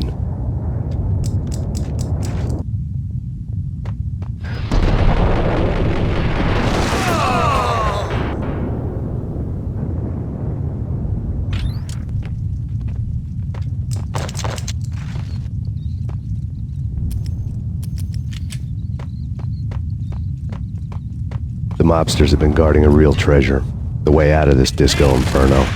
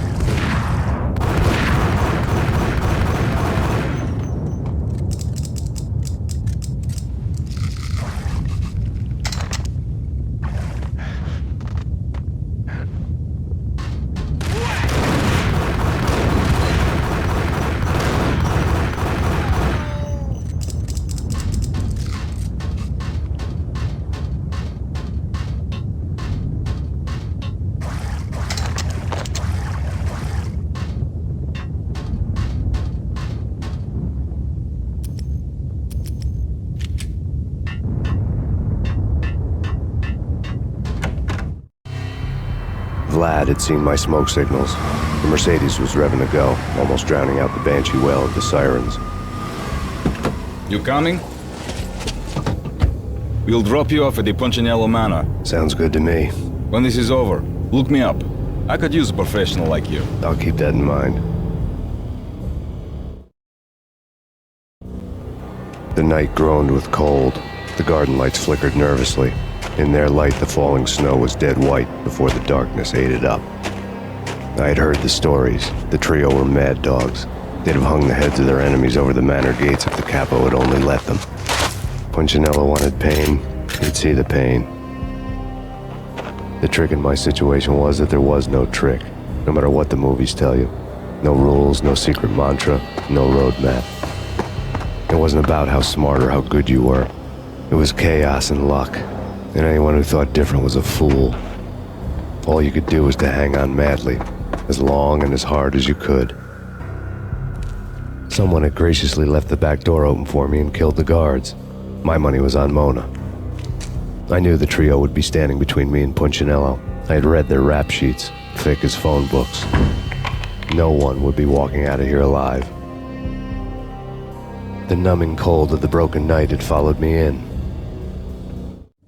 Upstairs, the trio tangoed down the manor halls to the silent rhythm of their murderous hearts. The blood of their victims rust on their lips. Vince Mignano, Pilot Providence aka Big Brother, and Joe Deadpan Salem. The pistol was a frozen lump in my hand, piercing the skin, gnawing me to the bone.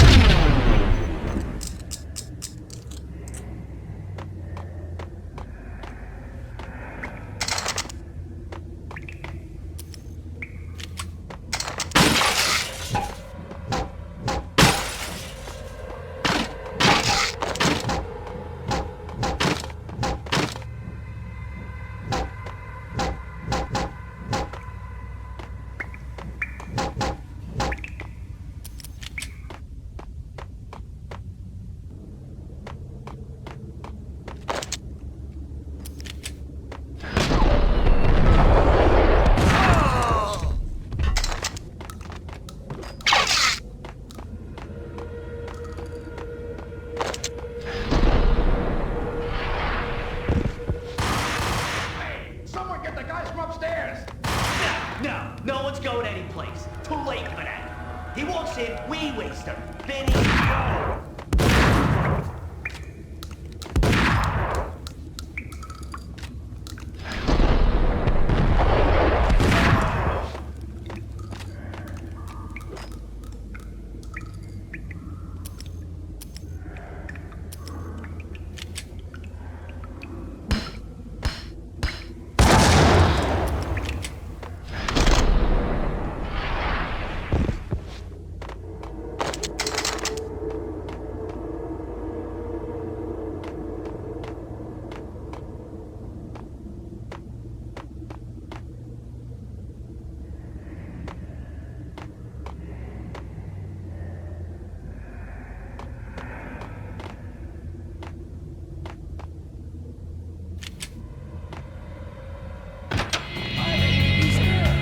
It didn't take me long to run into the trio.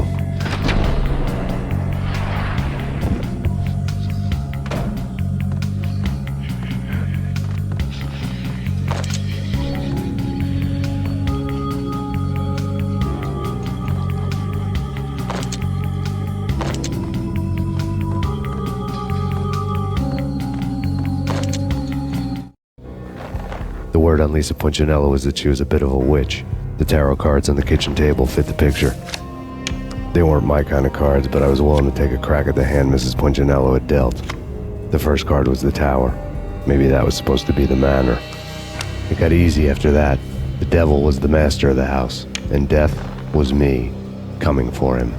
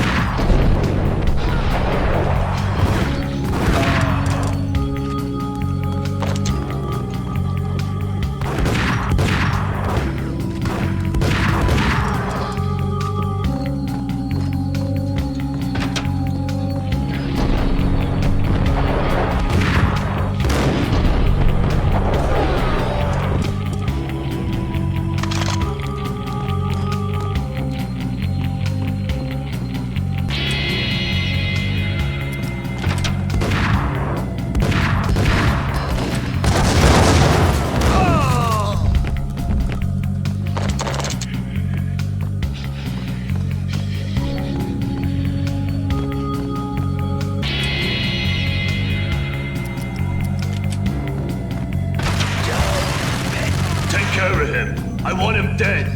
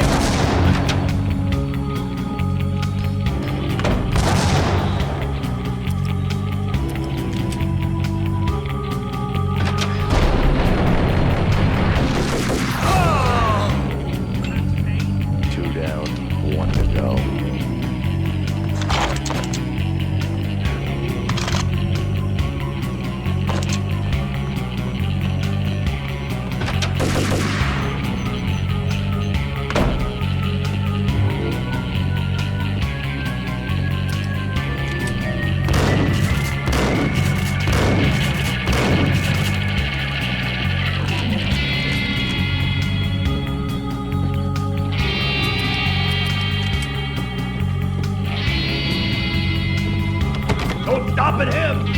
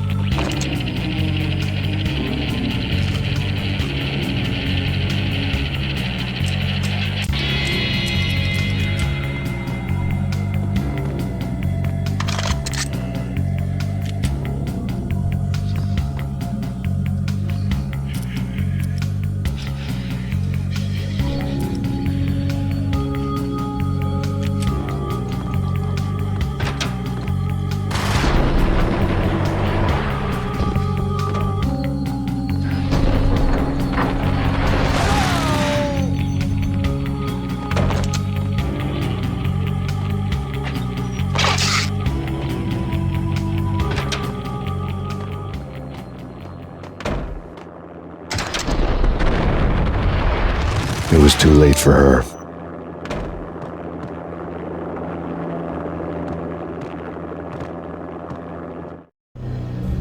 You're a real angel, Max. I couldn't tell whether it was Mona or her sister. The body was a mess. The sick bastard had really gotten a kick out of it. Seeing her lying there got me thinking about another woman's body on another bed. Got me thinking about a fallen cradle.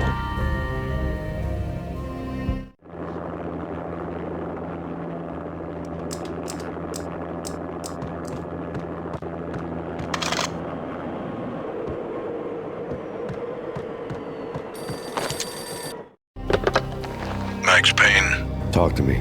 Alfred Woden. You've got company. An armed helicopter just landed on the manor grounds.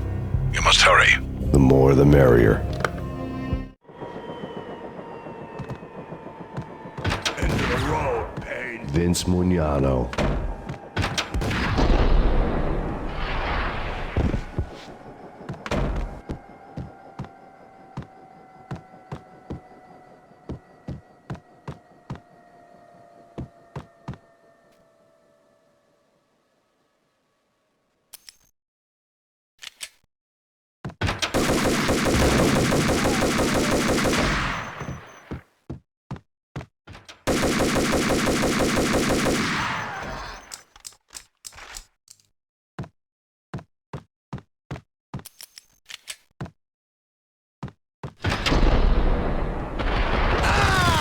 Punchinello's trio was done for.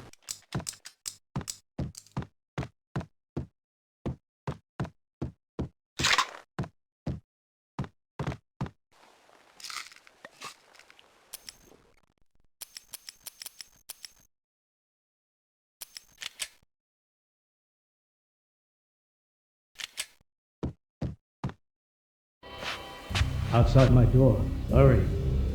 He's coming for me. You gotta hurry. Please. I could hear Punchinello on the phone begging for help. He should have been saying his goodbyes. Punchinello was a pushover. The moment I stepped into the room, he folded like a deuce before a royal flush. No, wait. I was just doing what I was told. I couldn't refuse. She's someone high up. Government, maybe. I don't know. He was trying to buy more sand for his hourglass. I wasn't selling any.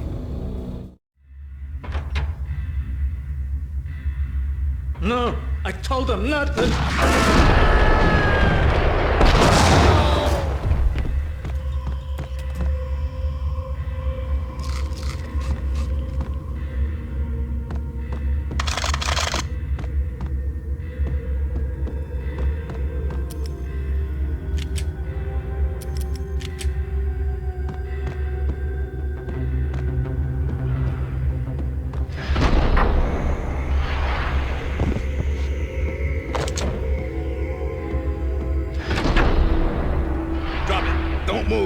Game over, Max Payne. I could tell when I was outgunned. It was time to take another beating. The mystery witch was a real barracuda. Trouble on dagger heels, a smoking assault rifle in her hand, and an army of killer suits behind her. How sweet. I get to kill two birds with one stone. Sooner or later, it was going to catch up with you. Mr. Payne, it's time to show you the benefits of my brew.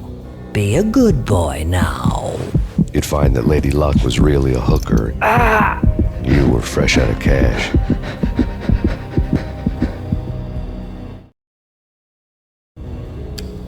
Gentlemen, we're done here. Take me to Cold Steel.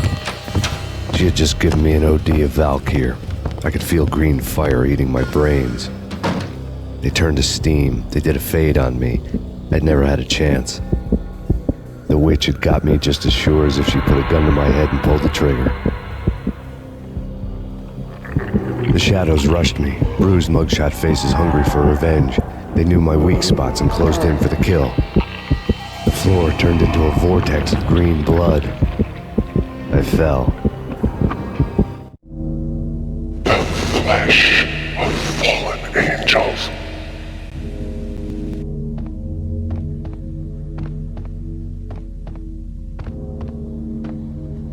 Who's there? Max? Max, is that you? Max? Where are you, Max? Please. No, please, Max, no. I'm sorry. Please don't, Max, no. Max? Where are you, Max? Please. The letter was staring at me. There was something disturbingly familiar about the letter before me. The handwriting was all pretty curves. You're in a graphic novel. The truth split my skull open, a glaring green light washing the lies away. All of my past was just fragmented still shots, words hanging in the air like balloons. I was in a graphic novel. Funny as hell. It was the most horrible thing I could think of.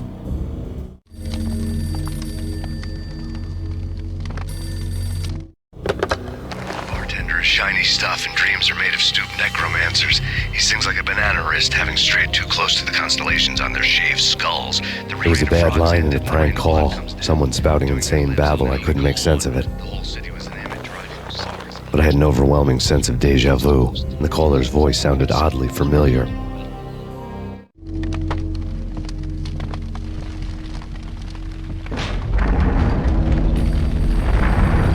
The weird piece of paper looked dangerous. There was something disturbingly familiar about the letter before me. The handwriting was all pretty curves. You're in a computer game, Max. The truth was a burning green crack through my brain, weapon statistics hanging in the air glimpsed out of the corner of my eye, endless repetition of the act of shooting, time slowing down to show off my moves, the paranoid feel of someone controlling my every step. I was in a computer game. Funny as hell, it was the most horrible thing I could think of.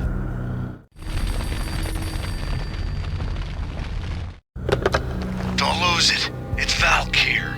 drug. Snap out of it. Try to remember. It was a bad line in a prank call, someone spouting insane babble. I couldn't make sense of it. But I had an overwhelming sense of deja vu, and the caller's voice sounded oddly familiar.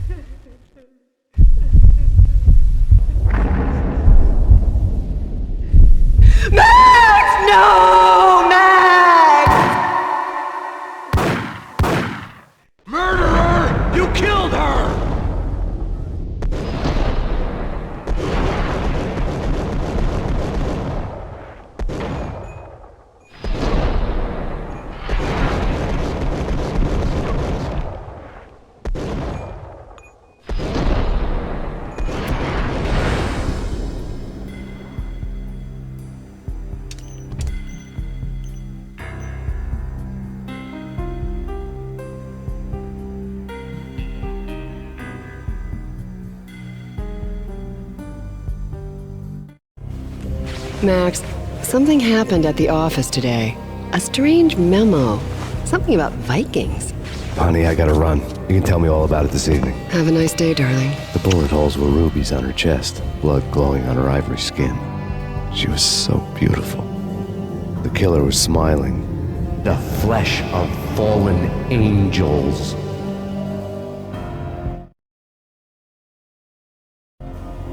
Slowly, the green nightmare faded, leaving dark stains on my soul that would never come off. I felt like flatlining. I was all shook up. I woke up in a cold sweat, sick and tired to the bone, lying in a puddle of my own puke. The hag had said take me to Cold Steel before it had all gone crazy. It was a clue, the only one I had. It took me forever to crawl back to my feet and hit the road, but when I did, I drove straight to Cold Steel Foundry outside the city. There was a whole lot of action around the place for a freezing winter night. Trucks coming and going, men running. I had the drop on the mystery witch. She thought I was dead. I was on her blind side. I was going in. The bad trip had put me in a crazy mood, adrenaline pumping through my aching veins. Staggering on the mill roof in ice and snow and wild wind, I was a ninja. My kung fu was strong. I wasn't kidding anybody. At best, I was Superman on kryptonite about to fall through a skylight, down to where it was all going down. A half-abandoned industrial area in the middle of nowhere. The factory was a perfect front for any number of illegal activities.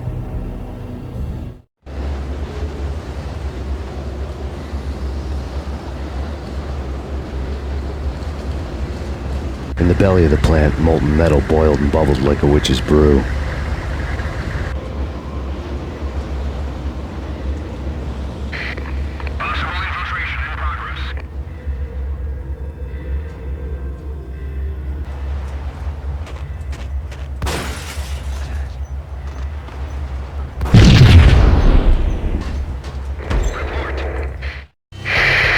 Life-threatening weather conditions. A record-breaking killer storm. In the city's history, vehicles stuck in snow. Heavy snowfall. Forecast shows severe weather is expected to continue. Out in the night, snow fell like confetti over the Devil's Parade. The storm was anything but over.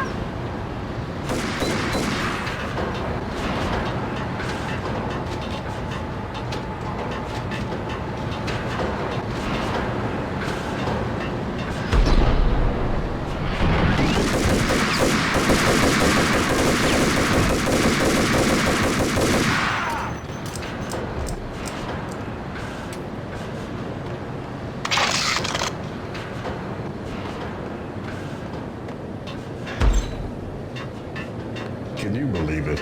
I bet they sleep with their rifles. I bet they've given them names. I guess.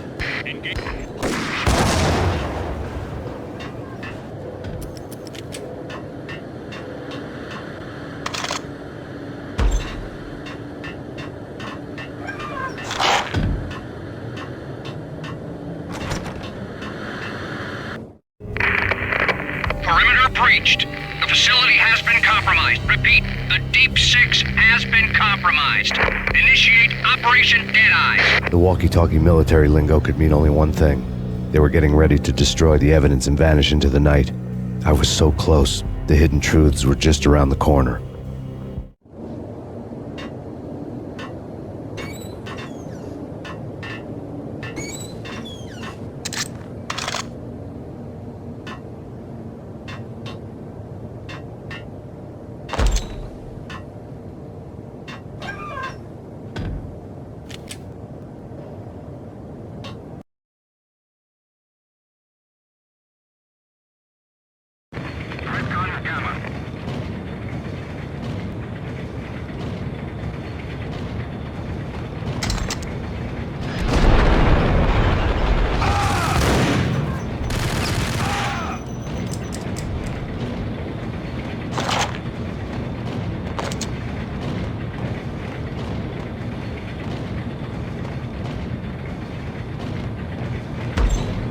The folder on the table told a grim tale.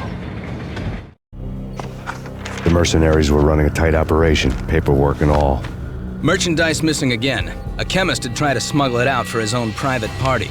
Locked him up in cell B7 in D6's old test facility to wait for proper processing. I was close enough to hear the secrets, just beyond the next doorway.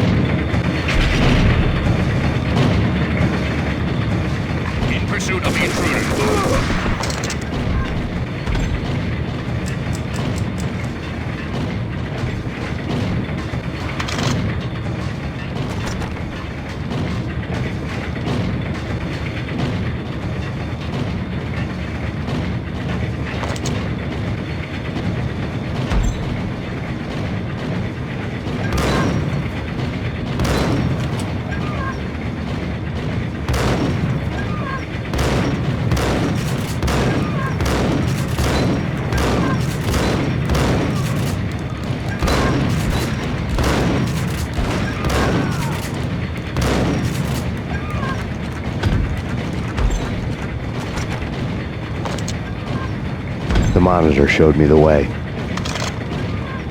Processing diagrams filled the control room screens, all but one.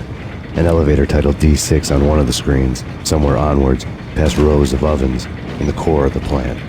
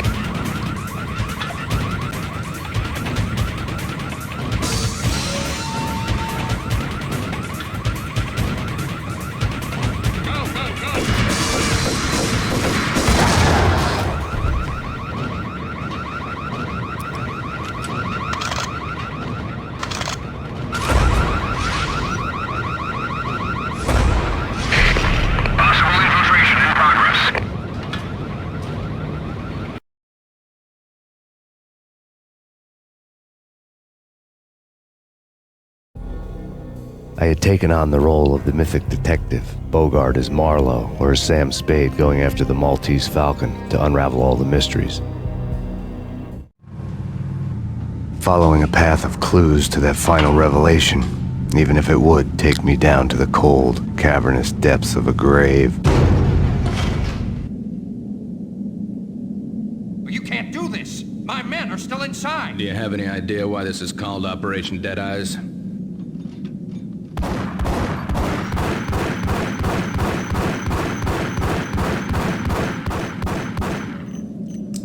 I think he's dead already. Let's do it.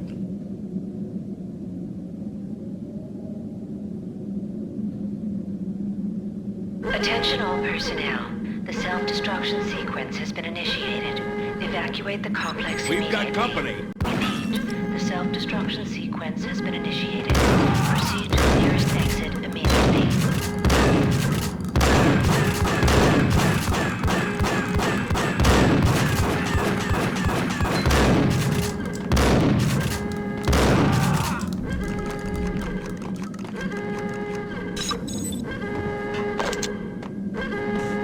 I had seen the logo on the floor before.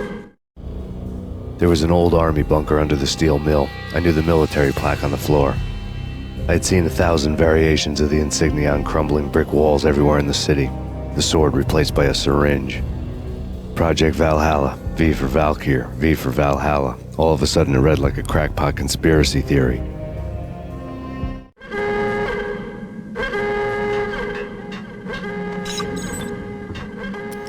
Abort! The self-destruction sequence has been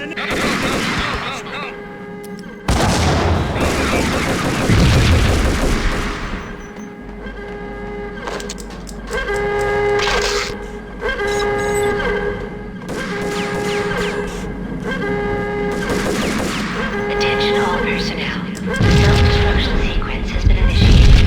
Proceed to the nearest exit immediately.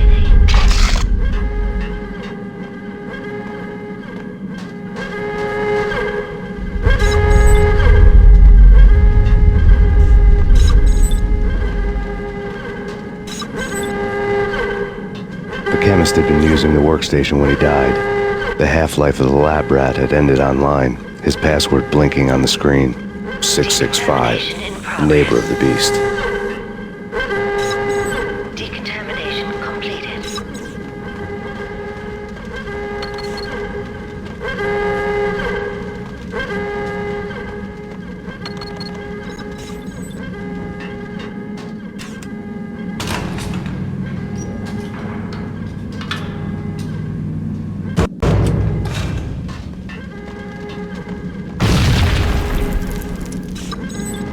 Attention all personnel.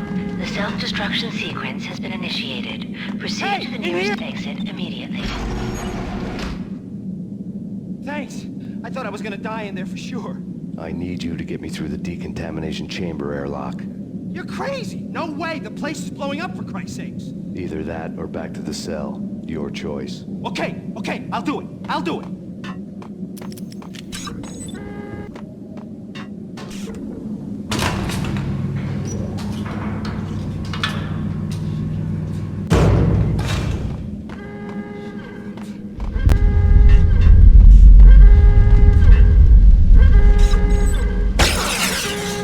We're dead!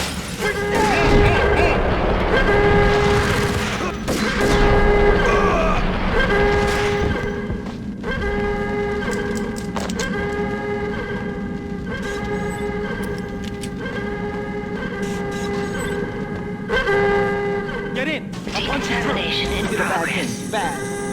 Attention all personnel. The self-destruction sequence has been initiated. Proceed to the nearest exit immediately.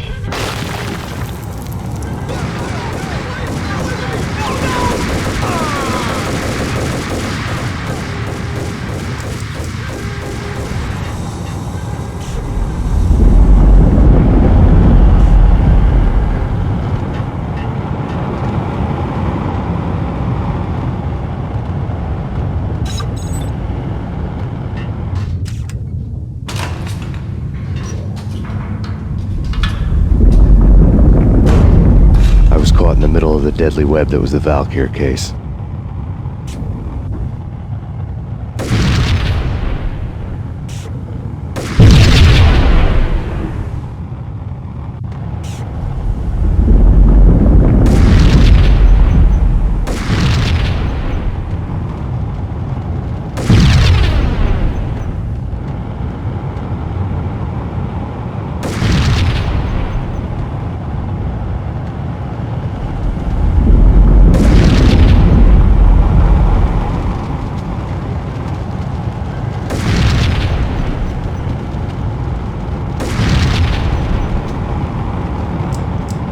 of the lab terminals had the project logo on the screen.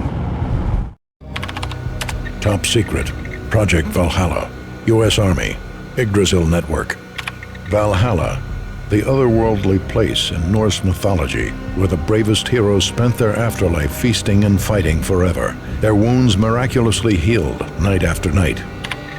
Valkyr, the maidens who chose the most courageous Viking warriors and carried them to Valhalla. 1991. The research objective is to create a chemical substance to enhance the stamina and morale of infantry troops. 1995. Results unsatisfactory. Project cancelled. Someone had decided to continue the sick experiment unauthorized. Project compromised. Data leak. Fix the damage by any means necessary. Security clearance red. Authorized by the project lead. Field test. Double the dosage for all the remaining test subjects. Observe and record the subject's behavior in an urban setting. The drop-off point was my old address in New Jersey. The file dated 3 years ago. Just when you thought you had reached the deepest depths of horror, it suddenly got worse. How to turn off that small voice inside your head that started to whisper that you should be glad that now, if not before, your revenge was justifiable on any conceivable moral scale. That small voice proved, beyond any doubt, that I was damned. The dagger-heeled woman had come and gone a long time ago. There was nothing more for me here. The bunker's name was acting as a self-fulfilling prophecy.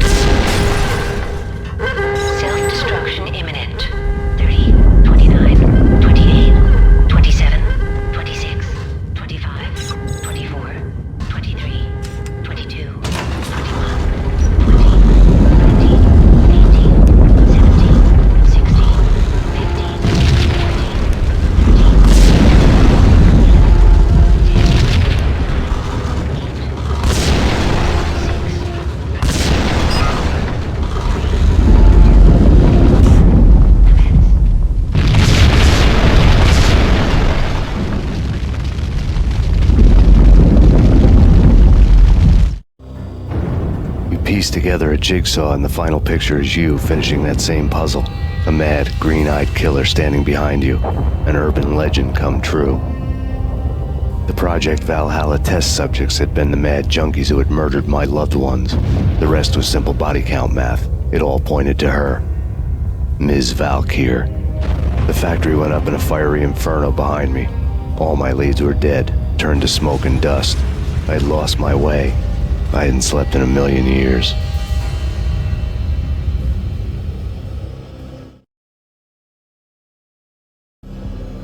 I felt thin as death. I'd been living on an endless supply of week-old donuts. They were fuel for this crazy furnace inside my head. I couldn't remember when I had last seen the sun. I was on a permanent graveyard shift. When the darkness fell, New York City became something else, any old Sinatra song notwithstanding. Bad things happened in the night, on the streets of that other city, Noir York City. I was in an all-night diner, downing cup after cup of coffee that tasted like engine oil, when a new message from BB got me back on the killer track. What the hell happened at Roscoe Street? Maxie, I'm going out on a limb here. We need to talk this through, come up with a plan. 2:30 a.m., the Choir Communications Garage. The more I thought about Alex's murder and the frame-up, the more it felt like an inside job. I should have seen it coming. BB had sold me out, and now he wanted to finish what he'd started. The garage was dead. BB showed up in his tailor-made suit, gold watch, and cufflinks to match, all way beyond a cop's pay. Maxie. Oozing suave charm, he was guilty as hell. What the hell does BB stand for anyway? Backstabbing bastard? Come on, don't be like that. Have a cigar. I don't smoke. Maxie, you have no idea how big this is. It's huge. You have no idea. I think I do. You're a bribe-taking bent cop who sold out his partner. Those mobsters in the subway were a dead giveaway. Hard to miss. Bet it was exactly like this with Alex. Up close and personal. You can't win this one, Max. No, but I can make damn sure none of you do either. BB turned out to be another cardboard cutout bad guy.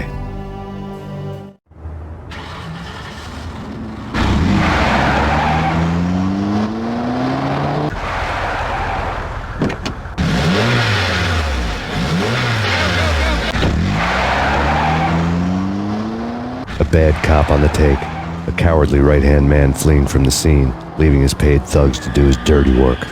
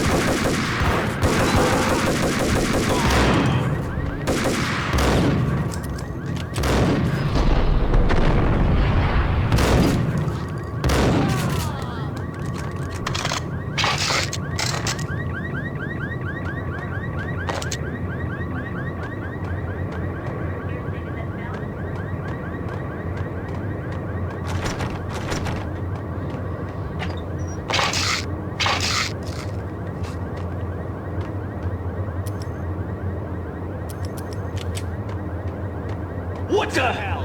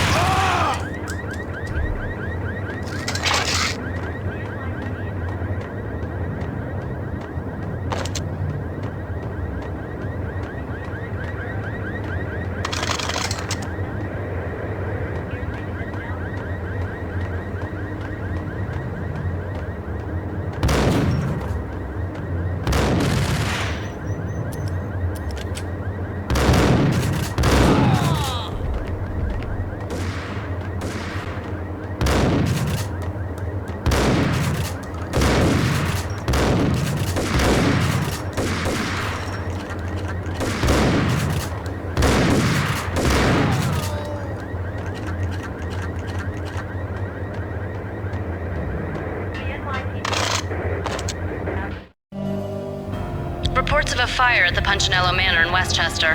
The manor is the home of Angelo Punchinello, the alleged head of the Punchinello crime family. The police are now saying, contrary to their earlier statements, that Max Payne is still alive and at large. He continues his vendetta against the Mafia, of which this last act of arson is attributed to. I had no recollection of setting any fires, but I did remember the flames.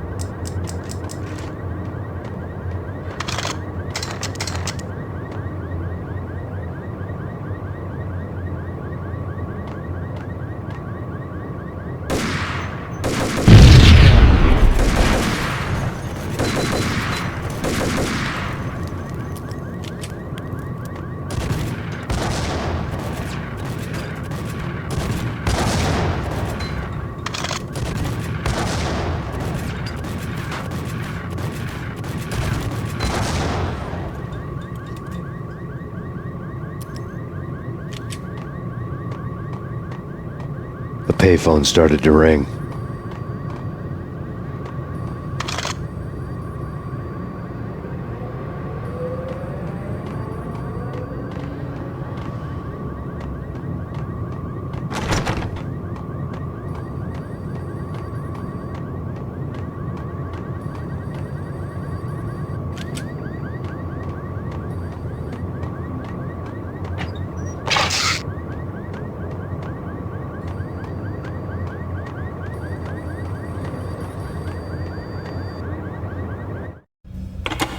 Yeah.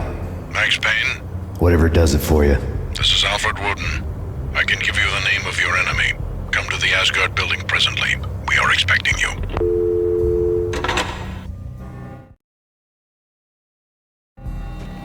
Woden was waiting for me on the steps of the old building. Mr. Payne, let's go inside. The others are anxious to begin. The others? Despite the general misconception, this building actually predates the City Hall by 2 years, thus being the oldest municipal building still in use here at the foot of the Brooklyn Bridge. No kidding. The old man played tour guide as he led me through a dark, domed hall. The answers I was after loomed large ahead. Mr. Payne, I would like to introduce you to my colleagues in what we call the Inner Circle. You've been watching too much X-Files. You have seen the files on Project Valhalla. We can fill the gaps, provide you with the information missing from those files. We were all involved in the early stages of the project during the Gulf War. What's the catch? We would very much like to blow this thing wide open, but our hands are tied. Her name is Nicole Horn. She was the key figure in Project Valhalla. When the funding was discontinued, she simply refused to quit. She knew exactly what she had in her hands. Nicole Horn is the president of Acer Corporation. She has more than half the city in her pocket. This must be kept under wraps. If you try to go public with this, we will deny any knowledge. We need you to take her out. Afterwards, we can protect you, make all the charges go away. That was the cue for the killer suits to kick in the doors and swarm inside.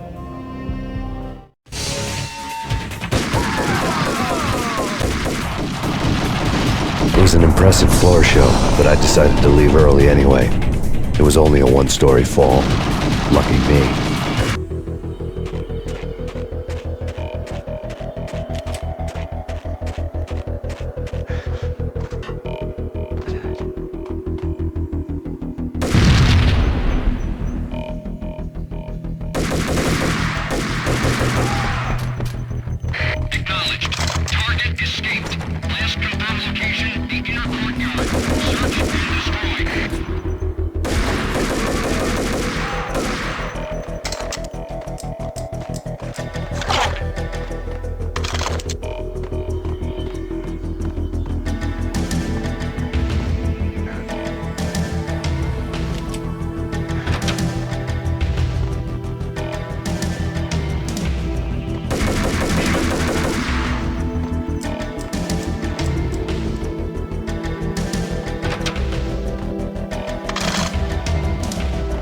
One of the monitors showed what was left of the Inner Circle.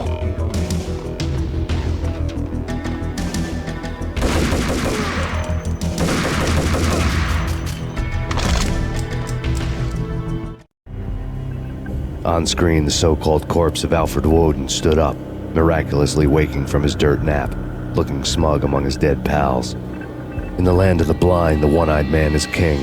I didn't know how he pulled it off, but it was a pretty slick way to get out of all his promises. Most of what he had said fit too well to be a load of crap.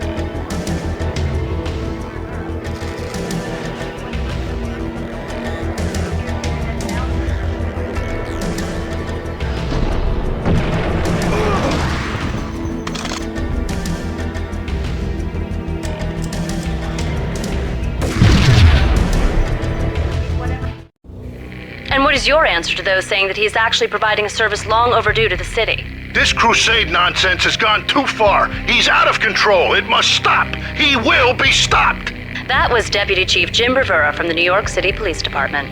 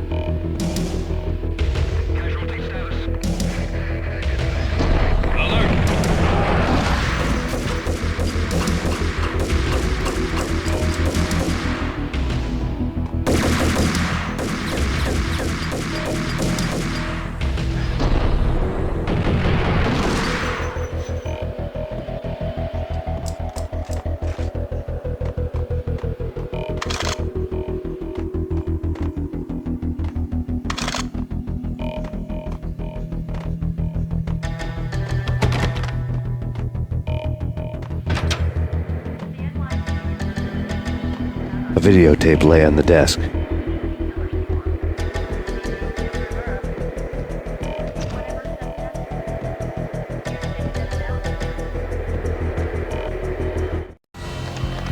Nicole Horn had blackmailed the inner circle into silence. The tape came with a curt extortion note on a piece of expensive paper. I remembered Candy Dawn taping her clients in action on the side, selling the tapes to the highest bidder. I was sure that kinky sex was nowhere near Alfred Woden's worst sin, but I had a feeling that when this was over, any collateral would come in handy.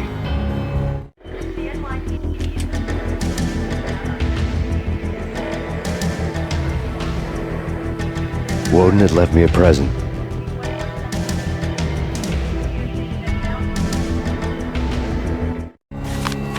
Woden had taken care of my mission preps with military precision. The critical areas in the Acer Corporation headquarters blueprints were circled in red. The president's office was at the top of the building, right below her penthouse suite. The elevators were controlled by a security computer, part of the mainframe located underground below the building. The high-rise was sealed as tight as a sci-fi fortress.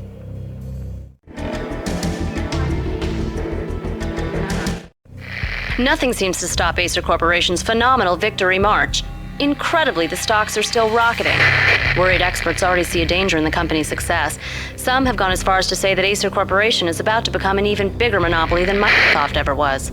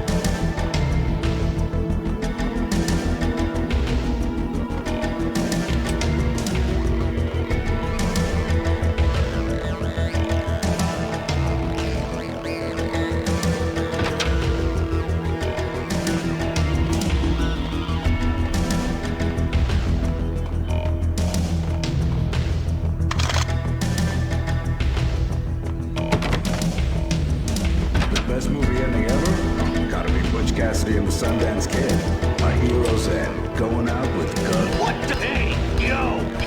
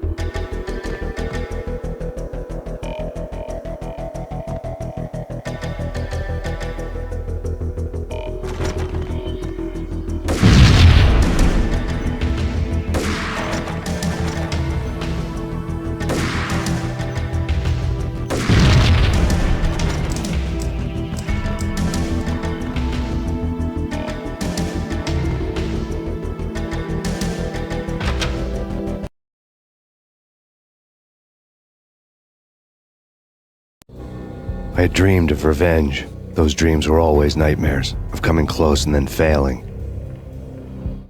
Now I was close. I had a name to guide me, Nicole Horn. I had nothing to lose.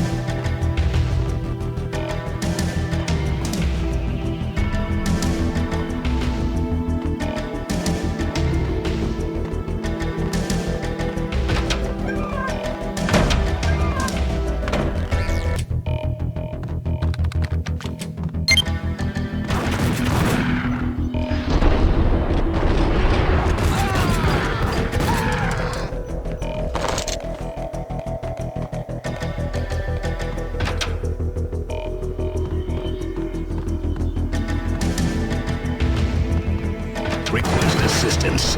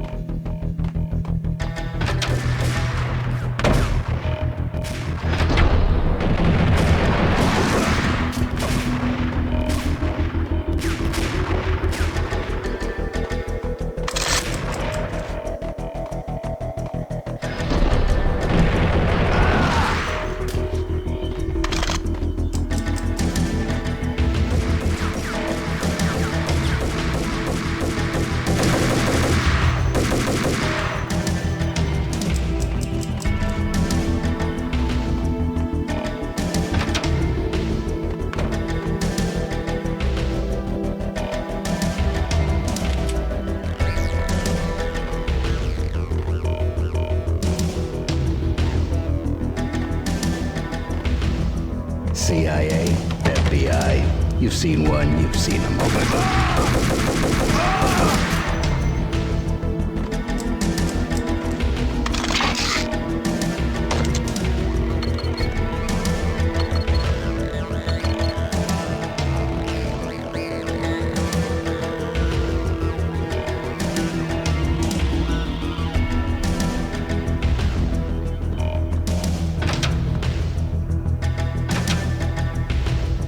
Take him down. Shoot to kill. Let's finish this.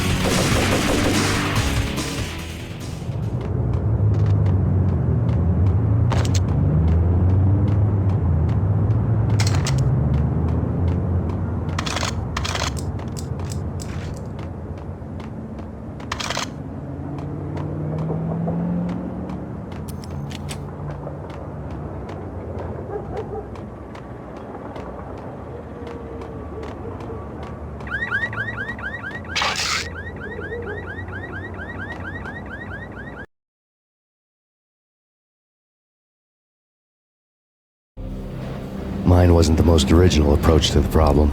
It wasn't as if it hadn't all been done before. An eye for an eye, the first principle of revenge. Old as dirt, still going strong. The cardinal rule in going after someone with an intention to kill was not to make it personal, which it almost always ended up being anyway. It did with me. I took my time, cruising around the city in the snow. There was no hurry. I knew what I had to do now. I took my time, thinking about it, building up the rage. When I was ready, I parked the stolen wheels at the front entrance of the Acer Corporation headquarters. Got out, got in, got cracking. I had a bullet with Nicole Horn's name on it. I had 10,000 bullets with the Hag's name on them. She had ultra-high-tech security systems, enough mercenaries and weaponry to start World War III. There was no fear. New York disappeared behind a veil of snow. I had crossed the threshold. This was her domain, sleek and sexy and soulless, all glass and steel. A place of color-coded security key cards, metal detectors, and surveillance systems.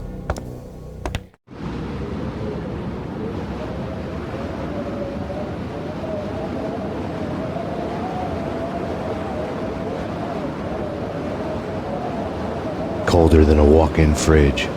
Cold as a gun.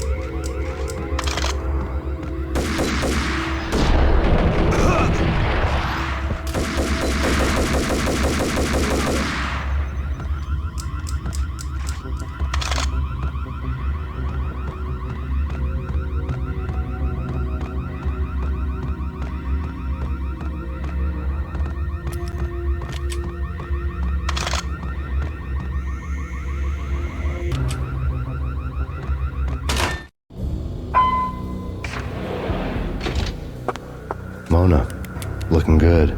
Max, we gotta stop meeting like this. It will be a cold day in hell before I let a narc cop stop me. Miss Sax, do your job. Relax, Max. You're a nice guy. I don't kill nice guys. You're not bad yourself. It was different when Horn wanted Punchinello dead. To cut her ties to the Mafia, he deserved to die. The same goes with her. She's the bad guy here. Her sister was whispering to her in my favor. I knew the appetites of ghosts intimately. They hungered for revenge. No! A gunshot boomed and she fell down in slow motion. She was a nice girl, not really a stone-cold killer. And now she was stone-cold dead. Like religious fanatics or loyal samurai, Horn's private army was coming at me. Terminate.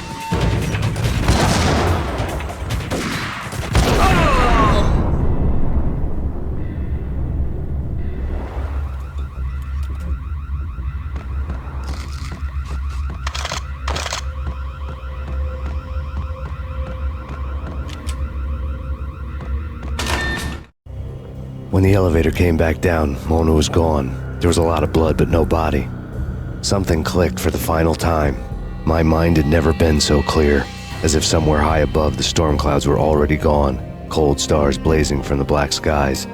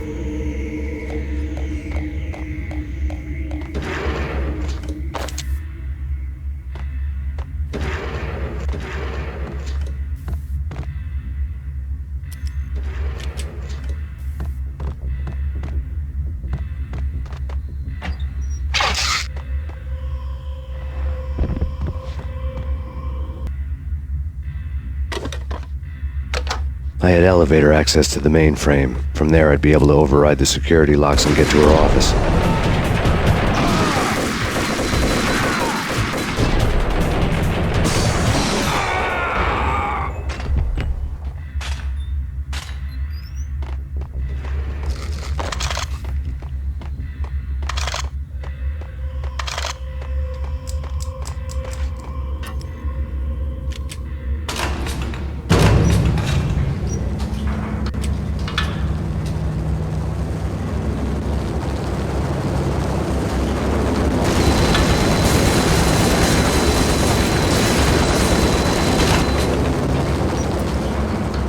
The unmarked chopper was Horn's pet guardian, inhuman and flawless. It was stalking me. Kill the bastard! Kill the bastard!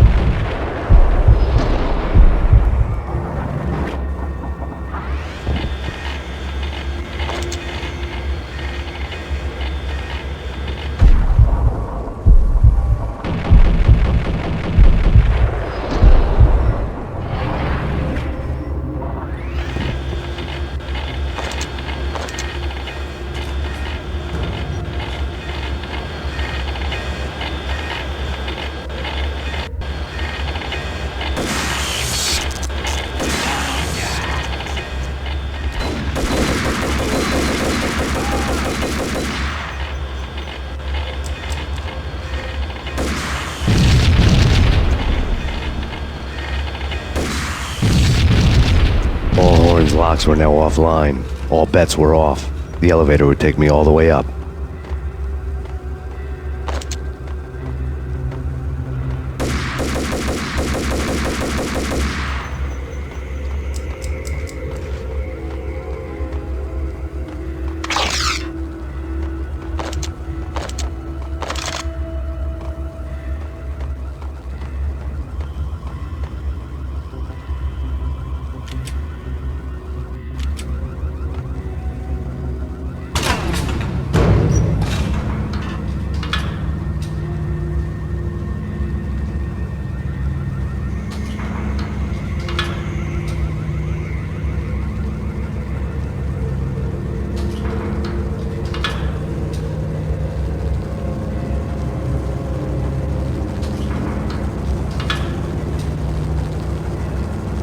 Seen from this height, the night seemed to stretch on to eternity.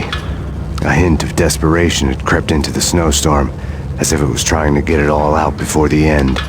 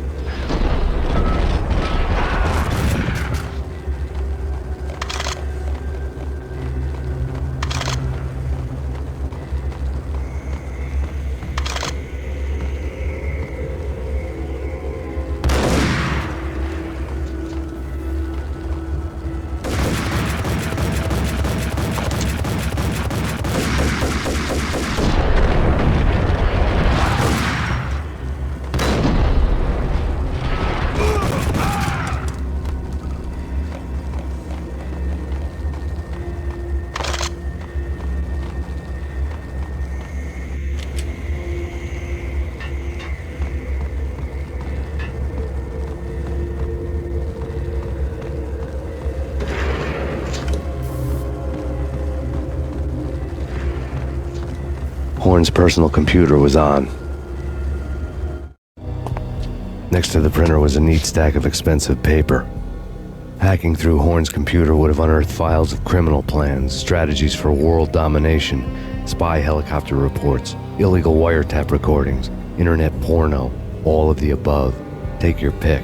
I really didn't care anymore. I had seen too much of it already.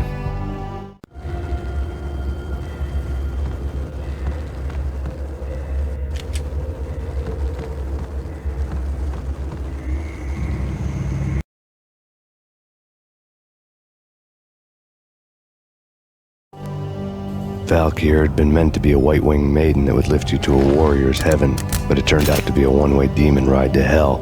The devil was in the drug. I knew. I had met him.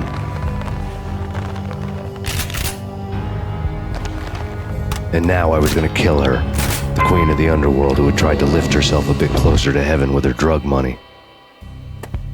No begging, no bribes. She knew better. Honor among killers. We who were about to die. Both of us knew how this would end, in pain and suffering. All this because your wife stuck her nose into things that were none of her business. The cops were coming to take me away. The sirens were like a bad conscience I couldn't shake. It's ridiculous you've made it this far. You won't be alive when they get here. Stop him!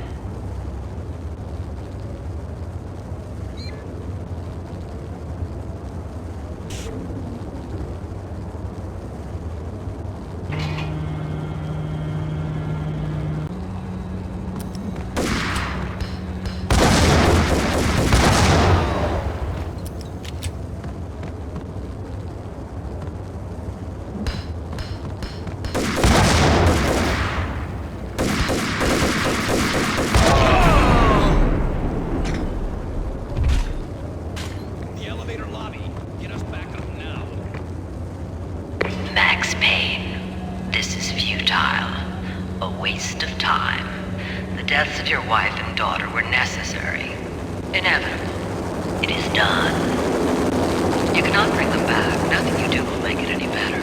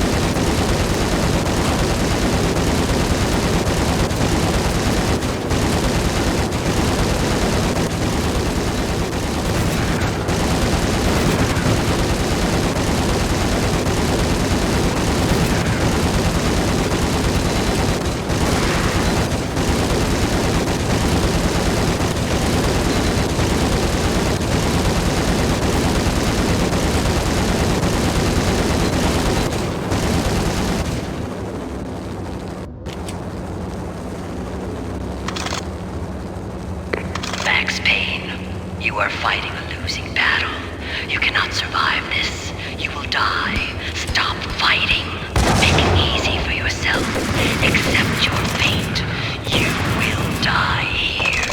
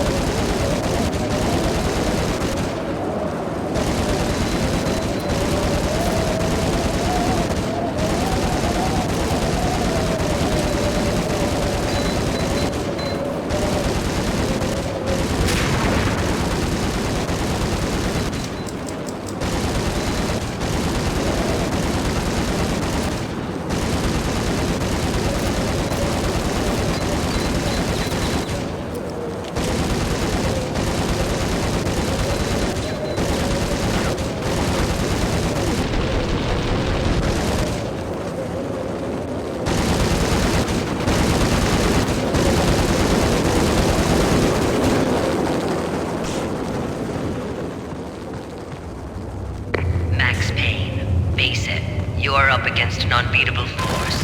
You have already lost. You have lost. Only death will set you free from your pain. Accept it. Surrender. Give up.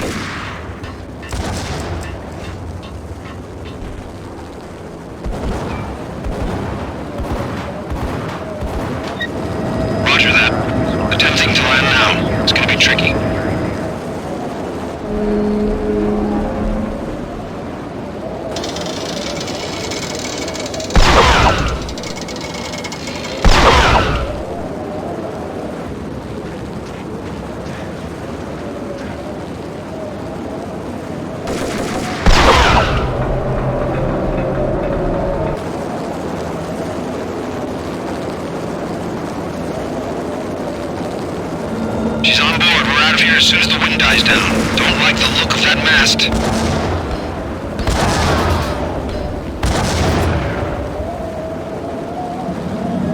Lift off in 1 minute.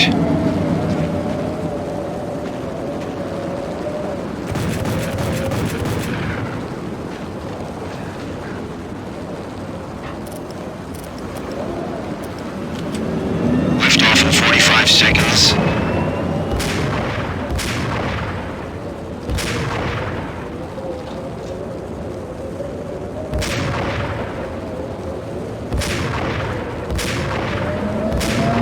Seconds to lift off.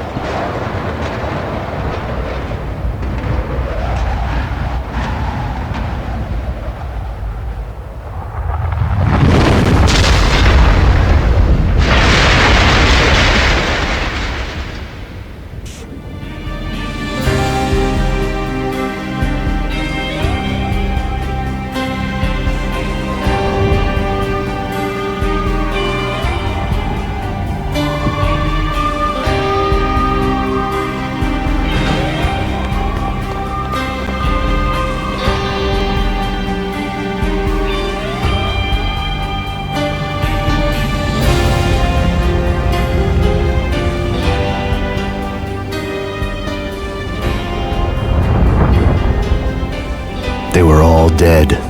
The final gunshot was an exclamation mark to everything that had led to this point. I released my finger from the trigger. And then it was all over. The storm seemed to lose its frenzy. The ragged clouds gave way to the stars above. Max Payne, this is Deputy Chief Jim Bravura from the NYPD. We've got the building surrounded. Throw down your weapons and lie down with your hands behind your head. A bit closer to heaven.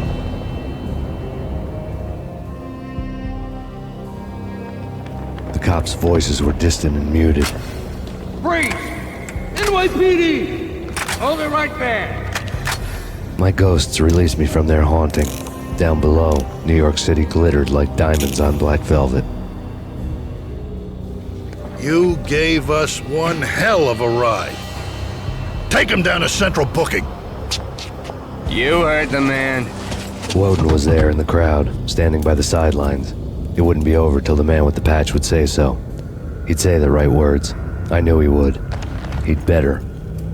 Woden grinned smugly. It was the grin of a winner. That made two of us.